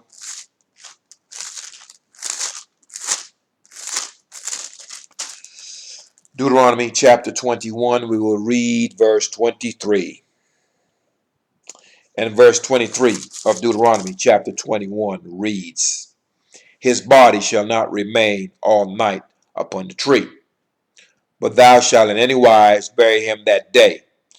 When we hung a man or we killed him, his body was not to be on that tree all night. We had to bring him down and put him in the ground. For he that is hanged is accursed of Yah, that thy land be not defiled, which Yah thy strength giveth thee for an inheritance. So, when you die, whomever is around you when you die, or anyone that comes and visits you in your coffin when you're dead, the fact that they are around you makes them unclean. Didn't know if you know that, but if you didn't, you know that now. Anyone that's been hung on a tree is accursed of the Most High. So if the Romans are going to say their guy JC was hung up on a cross on a tree, cross tree, same thing, he is accursed of Yah. And based on all that we have just read, it is clear that this thing is an accursed thing. It's a graven image. It's an abomination. It's fictitious. It's vanity. It's the work of errors. All right. Let's move to Hosea. Hosea, and we will read Hosea chapter 4. We'll read several verses out of Hosea chapter 4.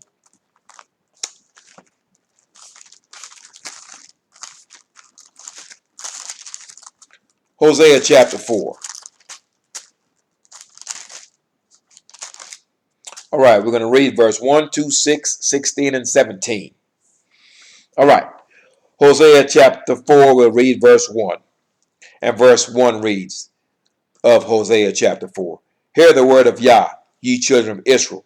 For Yah hath a controversy with the inhabitants of the land, because there is no truth, that's law, nor mercy, nor knowledge of Yah in the land.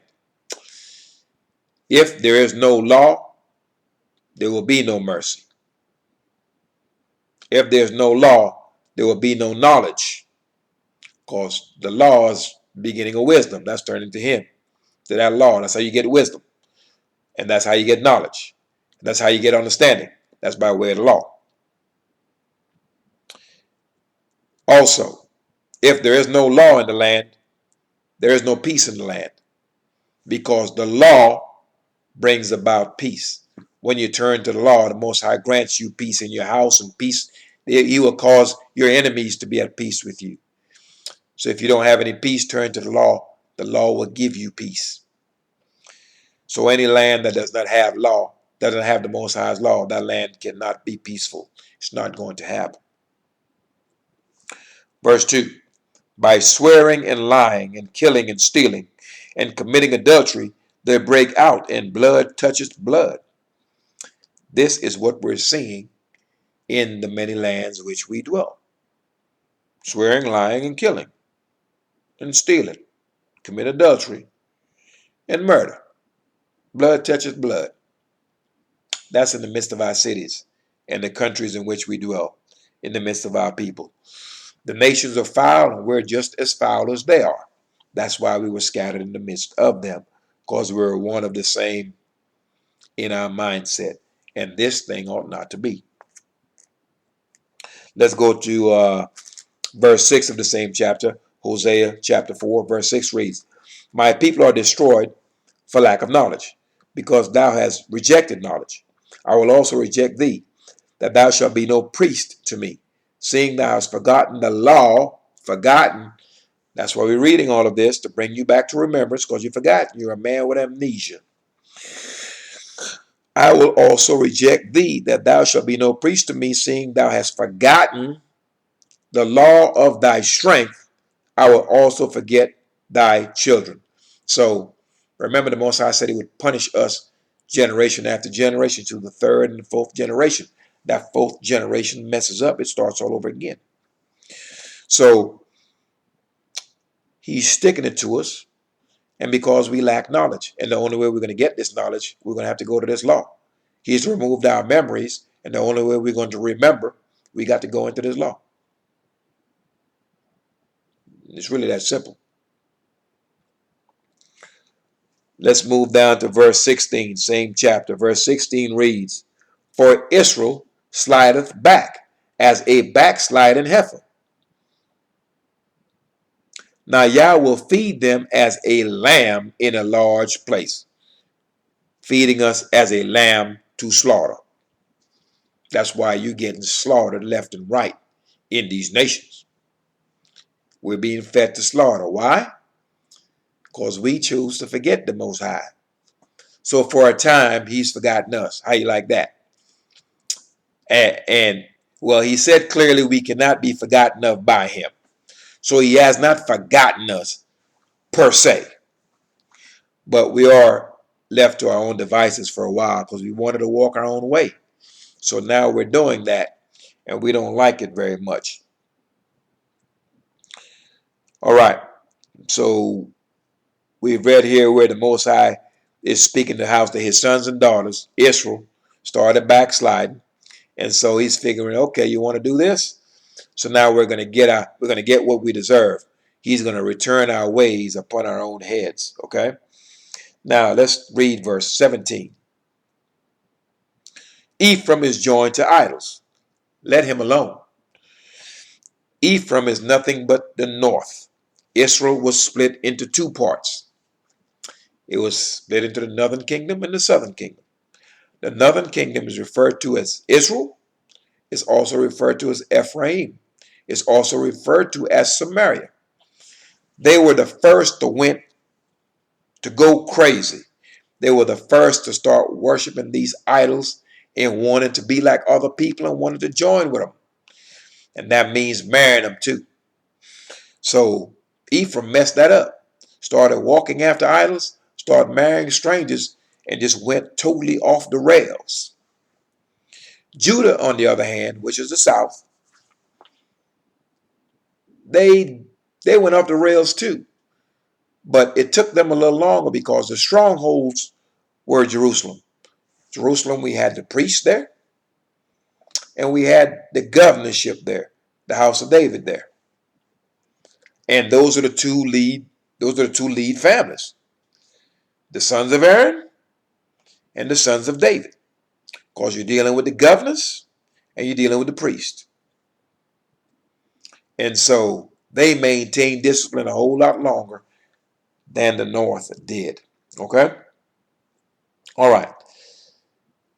So we're dealing with this resurrection of Israel now. We're going to deal with the resurrection of Israel. We were told that JC died, went up into heaven after 3 days. That's the resurrection. I want you to understand that that's got nothing to do with JC. All of this pertains to the children of Israel.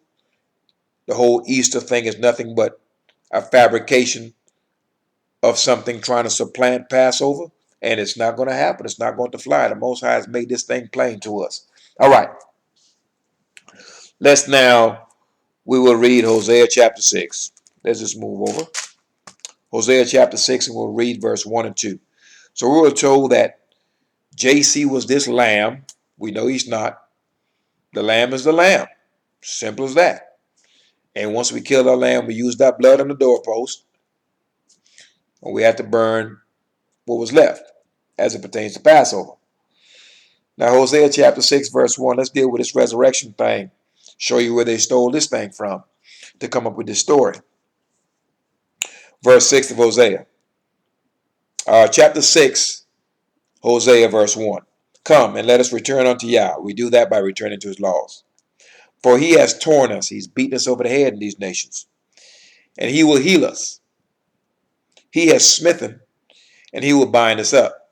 Most High is breaking us off. It's the Most High that's going to heal us. After 2 days, which is the sum of 2,000 years, will he revive us. Revive us. Why? He has taken away our knowledge, our wisdom, our understanding. He's made our hearts fat that we would not understand. He's made our eyes blind that we would not see. Made us deaf that we would not hear. We are literally dummies in the midst of these nations. So he has to revive us. He has to wake us up. A reviving. He has to get us up out of the dust because we're walking around with no lamp. We have no light. We are as blind men. We are as dead men. We are in the congregation of the dead because we have rejected the Most High's law, statutes, judgments, and precepts. So because of that, for 2 days, we were going to be dummies in these nations. We would be walking around dead. No law in us, because the law is light and the law is also life, because we were instructed, choose life or death. Choose life that you and your seed may live. So we were to choose this law. So when you choose this law, you're choosing life. When you don't, you're choosing death, destruction, and hardship. All right. Verse 2 of Hosea chapter 6. After 2 days will he revive us. In the third day, day 3, he will raise us up, and we shall live in his sight. In his sight where? In Jerusalem. So the 3-day resurrection, it's got nothing to do with JC. It's got everything to do with you, O Israel, O man of Israel, O woman of Israel. It has everything to do with you waking up, being brought to remembrance, remembering who your God is, remembering who you are, remembering what your purpose is, remembering what your feast days are, remembering what to dress in, how to conduct yourself, and things like this. Okay, so this is the reviving, the resurrection of the children of Israel. It got nothing to do with JC. Let's verify that. Psalms 85, verse 6.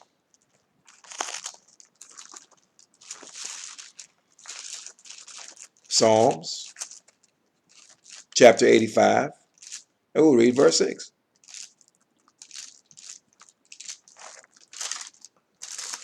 All right. Psalms chapter 85, verse 6 reads, wilt thou not revive us again, that thy people may rejoice in thee? Of course he will revive us again, that we may rejoice in him. Read all of Isaiah chapter 60. And we're going to be revived. We're going to be gathered out of these nations, not sucked up in the air in some rapture or something crazy. Get sucked up in the air like in some sci-fi movie or something. It's not happening. Just like these nations put us on ships and scattered us all through the earth, they're going to put us on planes, boats, and whatever else they have to put us on and take us back to where they got us.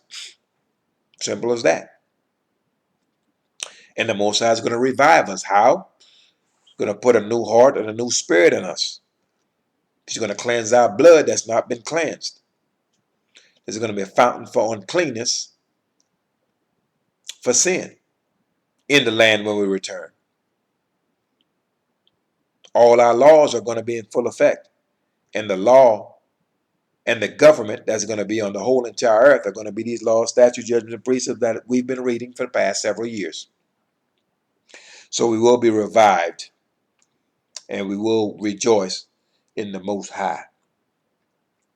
All right. Now, we will finish up with Exodus chapter 12. After giving you that full rundown, now we're going to go and see exactly what the Most High did for his son. Now, I want you to understand something about this Easter hustle.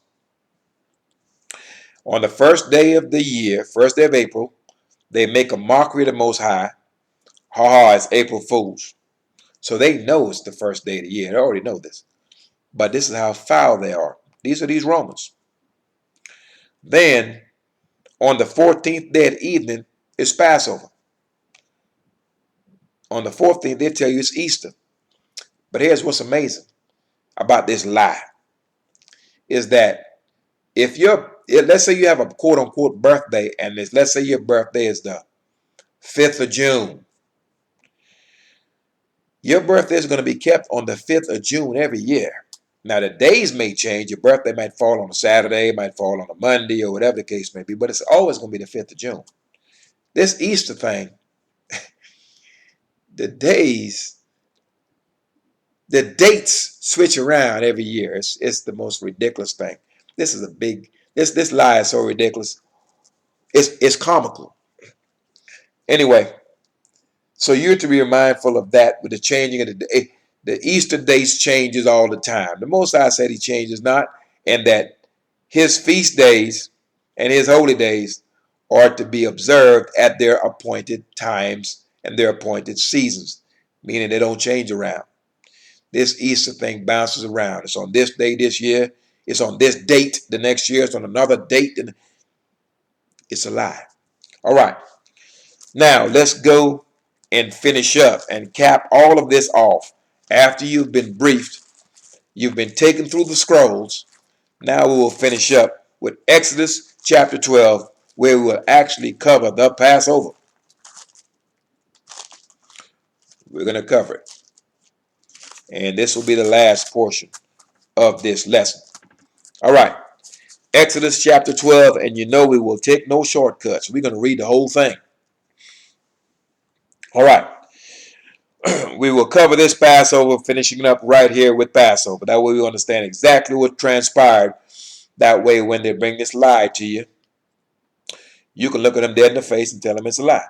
When they start talking to you about Easter and about Lent and about Palm Sunday and Easter Sunday and Easter eggs and Easter bunnies and some European dying for you and dying on a cross for you and going up in the sky for 3 days, and or being dead in the ground 3 days and going up in the sky and preparing some place for you in the sky, and that this European is the Son of God.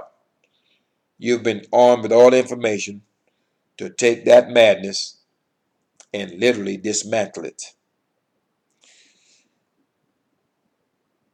Exodus chapter 12, verse 1. This is the Passover that we will cover to finish up this lesson. And Yah spake unto Moses and Aaron in the land of Egypt, this month shall be unto you the beginning of months. It shall be the first month of the year to you. Speak ye unto all the congregation of Israel, saying, in the 10th day of this month they shall take to them every man a lamb, according to the house of their fathers, a lamb for an house. And if the household be too little for the lamb, let him and his neighbor next unto his house take it according to the number of the souls. Every man, according to his eating, shall make your count for the lamb. So, if you had 3 people in one house and 2 people in the other house, there's no need to cook 2 lambs. Because 2 people can't eat one whole lamb. So what you would do is you would join onto your neighbor. Okay, you've got 3 in your house. I've got 2 in my house. We'll join together. We cook one lamb, and the 5 of us will eat that lamb. So that's what this is speaking to. Verse 5. Your lamb shall be without blemish, a male of the first year. Ye shall take it out from the sheep or from the goats. All right. A lot of people are keeping Passover. We are to observe it. Many Israelites have already kept Passover. I keep it April 14th at even when it gets dark. Now, once we agree that it must be kept, that's the important part. Now, many are eating, I have unleavened bread. I will eat a piece of unleavened bread every day. All the leaven is out of my house. Now, as it pertains to eating a piece of lamb, be careful when you're doing this. I understand that you're commemorating it, and we must. Excuse me, but here's the thing. The lamb that you're eating, you don't know if it's a lamb of the first year. You don't know if it's a male. It's supposed to be a lamb without blemish, meaning it's not supposed to be sick or crippled. You don't know if that lamb that you're eating was sick. You don't know if it was crippled. You don't know if that thing is 10 years old. So you're in transgression when you do that. Secondly, there are specific stipulations on how to cook that thing. It cannot be sodden. It can be made in a stew fashion. It has to be roasted in fire or with fire. Your chances are you're not eating it with bitter herbs. Chances are you don't know if it was a lamb of the first year. You don't know if it's a male or a female. And therein lies a whole lot of problems. So I don't eat any lamb of any kind to commemorate Passover because of those things. I don't know if it's a lamb that was without blemish. I don't know if it was a male. I don't know if it was a male of the first year. I don't have a place to roast one. So these are all the things that you're gonna come into transgression with all of these things when you decide I'm gonna eat a piece of lamb to commemorate it. Well, there's stipulations on how to cook that. All right. Verse 6. And ye shall keep it up until the 14th day of the same month, and the whole assembly of the congregation of Israel shall kill it in the evening. So on the 14th day at evening, yesterday was the 14th. We are currently in the 15th. It's currently 12:02. So the 15th began yesterday at dark. When it got dark on the 14th, the 15th began. That's when the Passover was killed, okay? Verse 7. And they shall take of the blood and strike it on the two side posts and on the upper doorpost of the houses wherein they shall eat it. And they shall eat the flesh in that night, roast with fire, and unleavened bread, and with bitter herbs they shall eat it. Verse 9. Eat not of it raw, nor sodden at all with water, should not be done in a stew fashion, but roast with fire, his head with his legs, with the purtenance thereof. And ye shall let nothing of it remain until the morning. And that which remaineth of it in the morning ye shall burn with fire. So when we eat the Passover, we're not to let anything remain. And whatever remains ought to be burnt. Verse 11. And thus shall ye eat it, with your loins girded, your shoes in your feet, and your staff in your hand. And ye shall eat it in haste. It is Yah's Passover. For I passed through the land of Egypt this night. This is being done at night. And will smite all the firstborn in the land of Egypt, both man and beast, and against all the gods, the idols of Egypt, I will execute judgment. I am Yah. Judgment means punishment. And the blood shall be to you for a token upon the houses where ye are. And when I see the blood, I will pass over you. So when you hear the term, like I said, when you hear the unlearned say some things, it's fascinating. So you will hear an unlearned Christian Israelite talk about, I'm saved by the blood of the Lamb. And he's thinking that the Lamb is JC, and because JC died, he somehow is saved. He's never read this. Let me read verse 13 of Exodus chapter 12. Verse 13 reads, And the blood shall be to you for a token upon the houses where ye are. And when I see the blood, I will pass over you, and the plague shall not be upon you to destroy you when I smite the land of Egypt. So that blood on that doorpost, I've got those 3 red ribbons outside of my door right now to commemorate Passover. When the Most High's angel passed through there and he saw that, because of that blood, the blood of that lamb is how the people in that house got spared. Hope you understand that. Verse 14. And this day shall be unto you for a memorial, and ye shall keep it a feast to Yah throughout your generations. You shall keep it a feast by an ordinance forever. That means it's unchanged. You got to keep it year after year. Don't skip a year.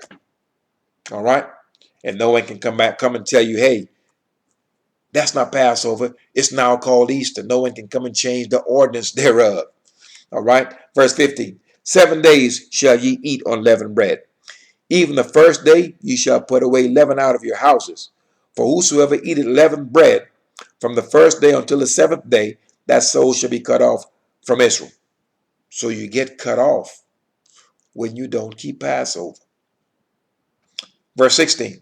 And in the first day shall be an holy convocation, and in the 7th day there shall be a holy convocation to you.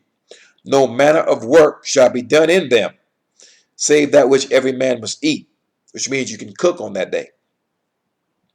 That only may be done.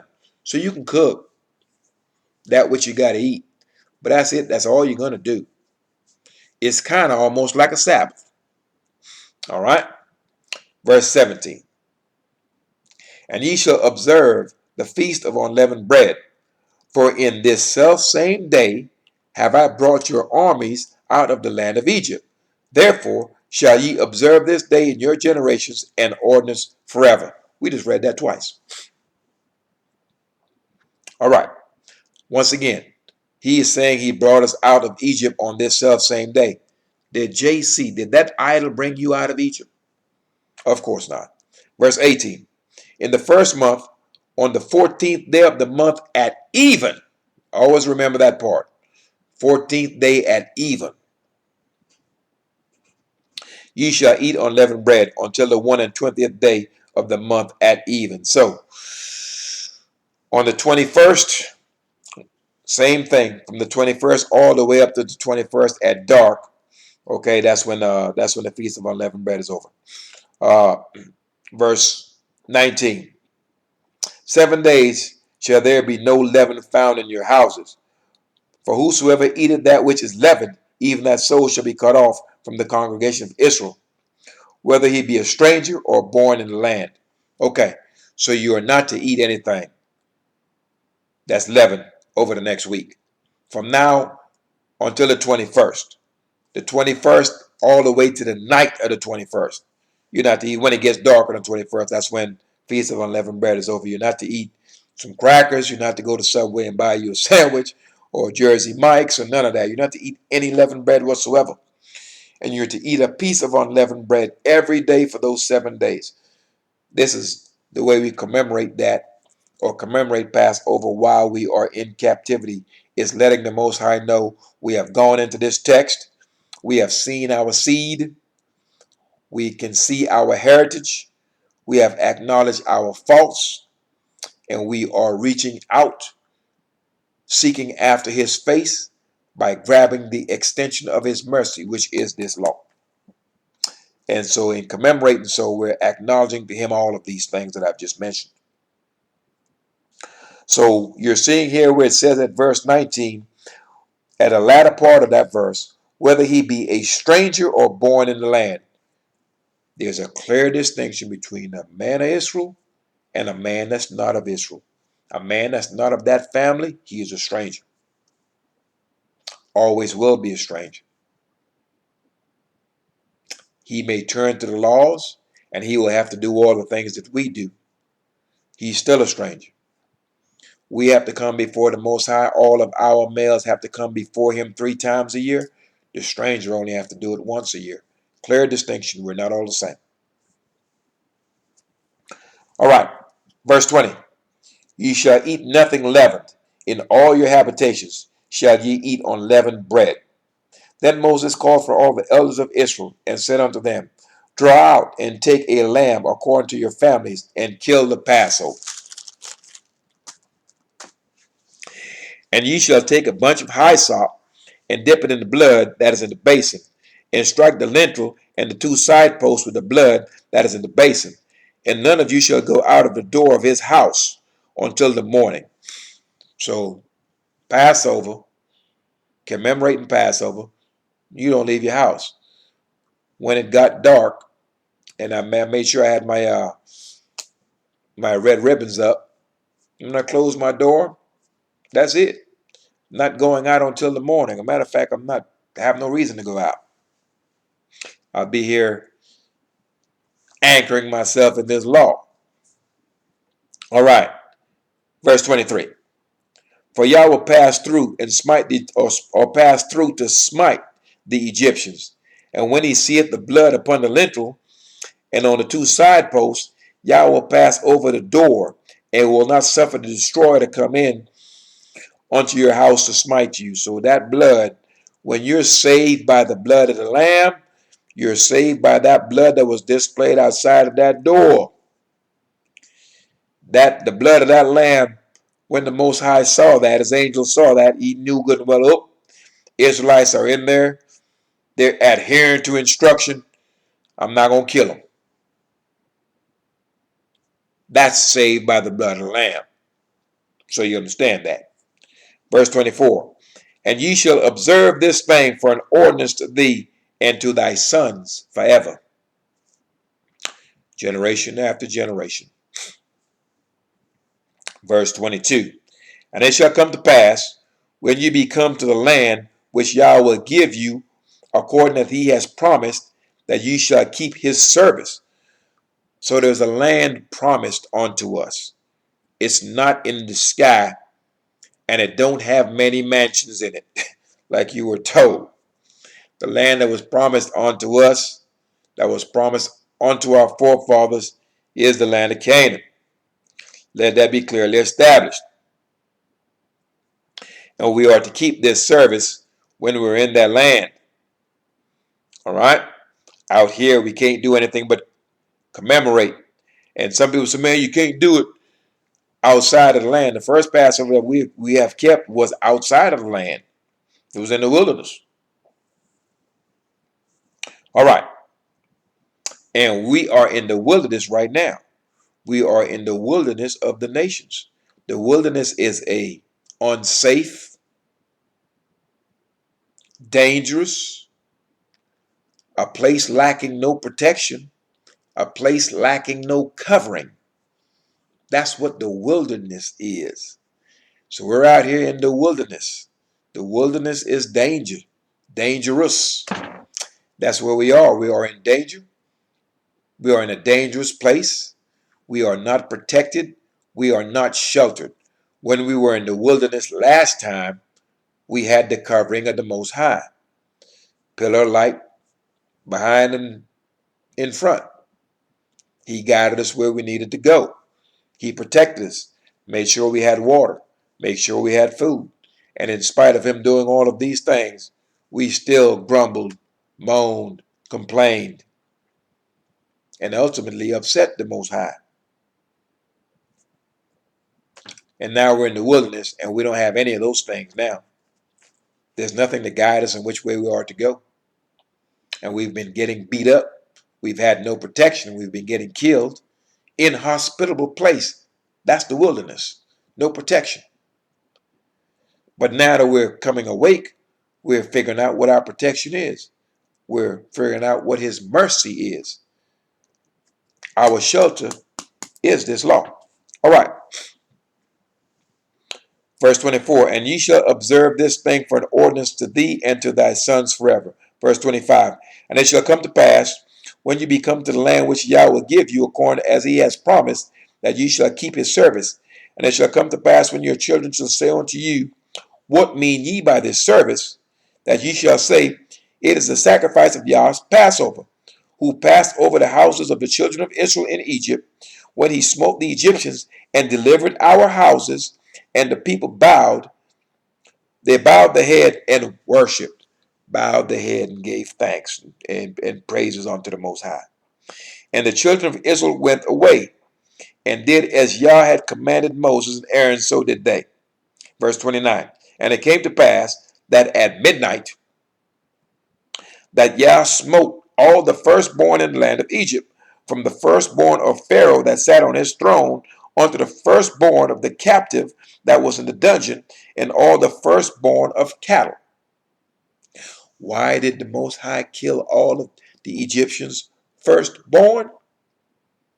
Because they were holding his firstborn. Verse 30. And Pharaoh rose up in the night, he and his servants, and all the Egyptians. And there was a great cry in Egypt, for there was not an house where there was not one dead.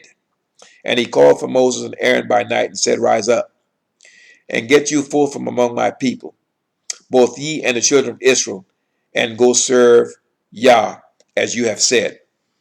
So we sought to serve the Most High. Pharaoh did all he could to make sure that we didn't.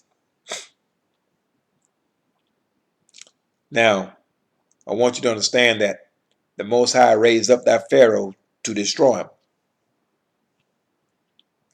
So when you see the wicked man doing wicked things, do understand that the end of the wicked man is his ultimate destruction. And the wicked man is a servant of the Most High, because the Most High got him doing that. And it's ultimately to destroy him. So do not fret yourself with the wicked man. Walk in righteousness and do the things that are right in the sight of the Most High.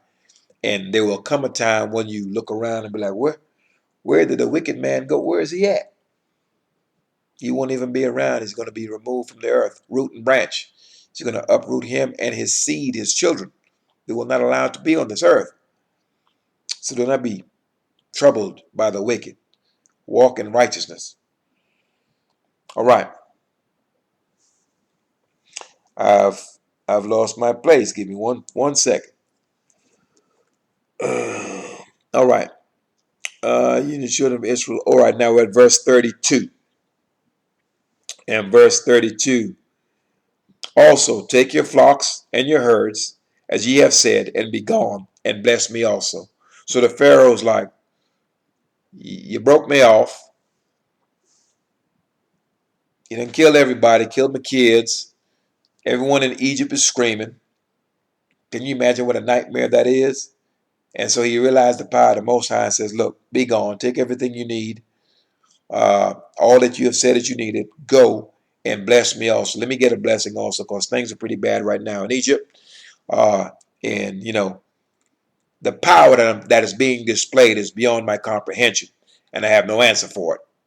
So our enemies are going to have to be broken to the point to where there's no answer for the destruction that's going to come onto them. And when that happens, then they will let us go. Verse 33. And the Egyptians were urgent upon the people that they might send them out of the land in haste, for they said, we be all dead men. So based on that demonstration of the Most High's power, the Egyptians knew clearly why that situation had happened. They knew exactly, well, we lost our child in our house because of these Israelites. They have caused this suffering to come upon us. So they said we'd be all dead men.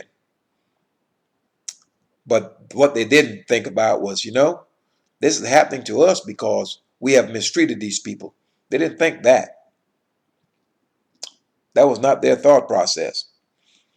They just knew we're about to die and we better let these people go.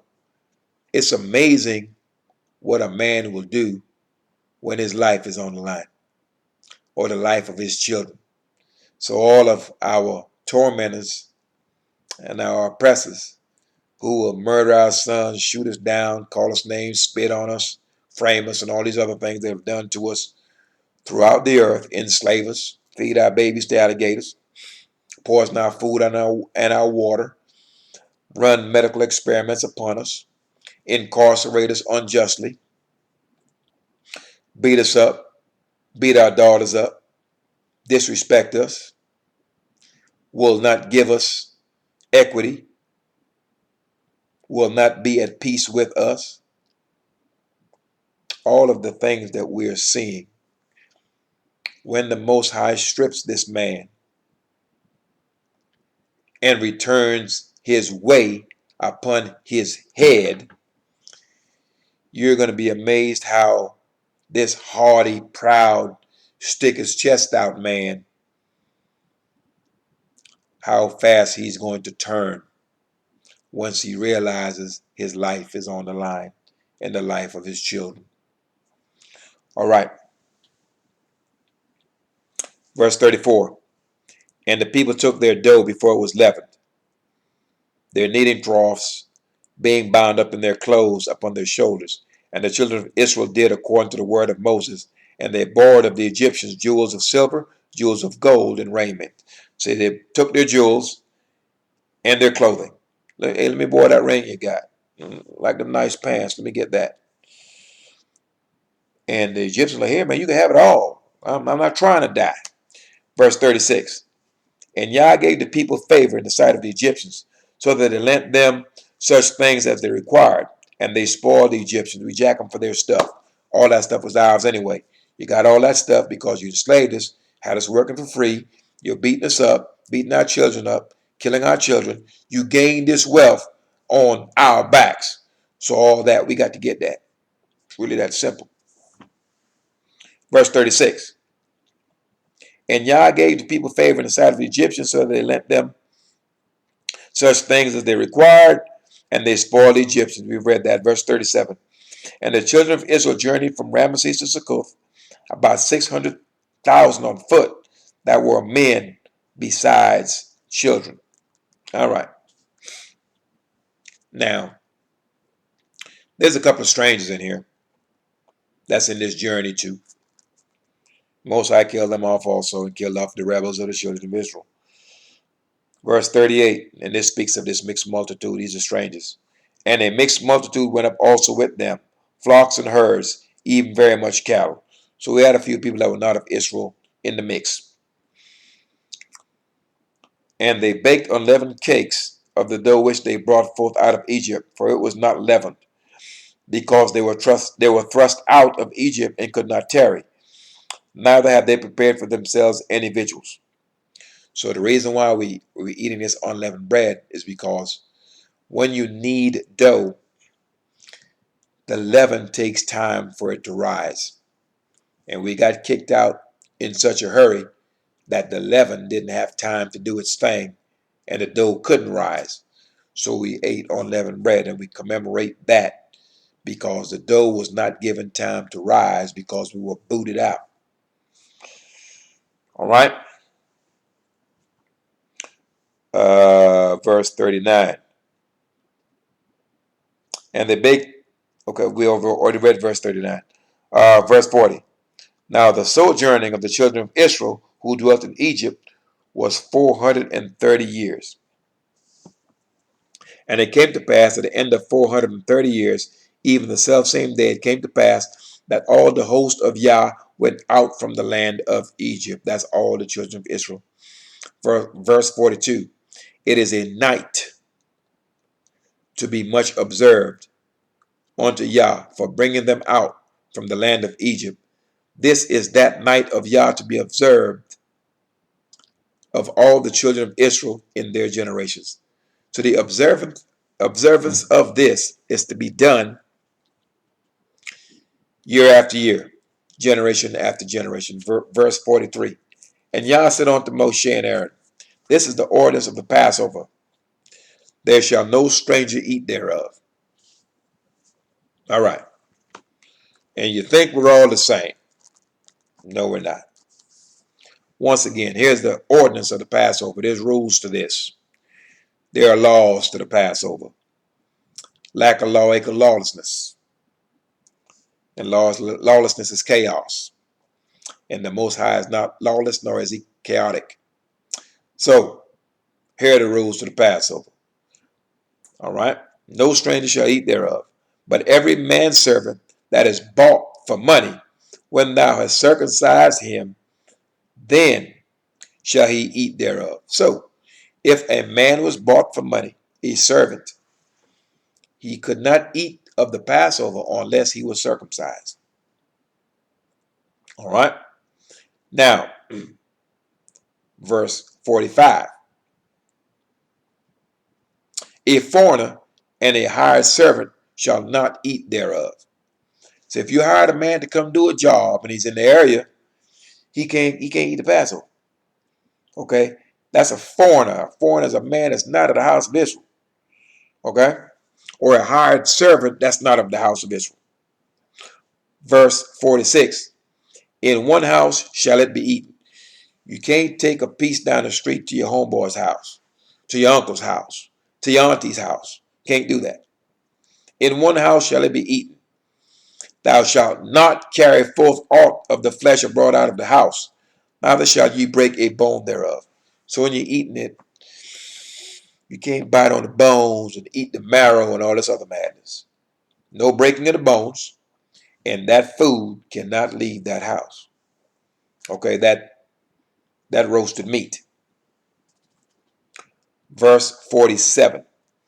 All the congregation of Israel shall keep it. That's every one.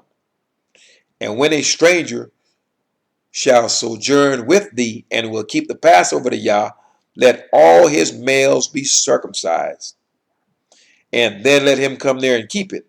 And he shall be as one that is born in the land. For no uncircumcised person shall eat thereof. So, if you're uncircumcised, you can't eat the Passover at all. You've got to be circumcised. That's part of the law. That's part of the commitment. So if you're a male and you're not circumcised, that needs to be done. Very simple. If you're going to walk in this law and do that which is right, that is part of that covenant, circumcision. Verse 49. One law shall be to him that is homeborn and unto the stranger that sojourneth among you. So we have strict rules, strict commandments, strict instructions. The same law that we follow, anyone that's within our dwelling places, that's sojourning with us, he has to follow the same exact rules. If you don't, then you're going to have chaos. Verse 50. Thus did all the children of Israel, and Yah commanded Moses and Aaron, so that they, as Yah commanded Moses and Aaron, so did they. So we followed the voice of the Most High by listening to the commandments and the instructions of Moses and Aaron.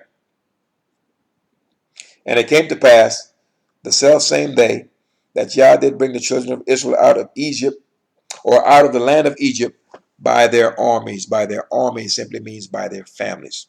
All right. That concludes Exodus chapter 12, the Passover. It is not Easter. It is not Lent. There's no such thing as a Easter Sunday, Palm Sunday, Lent, and all of this other madness.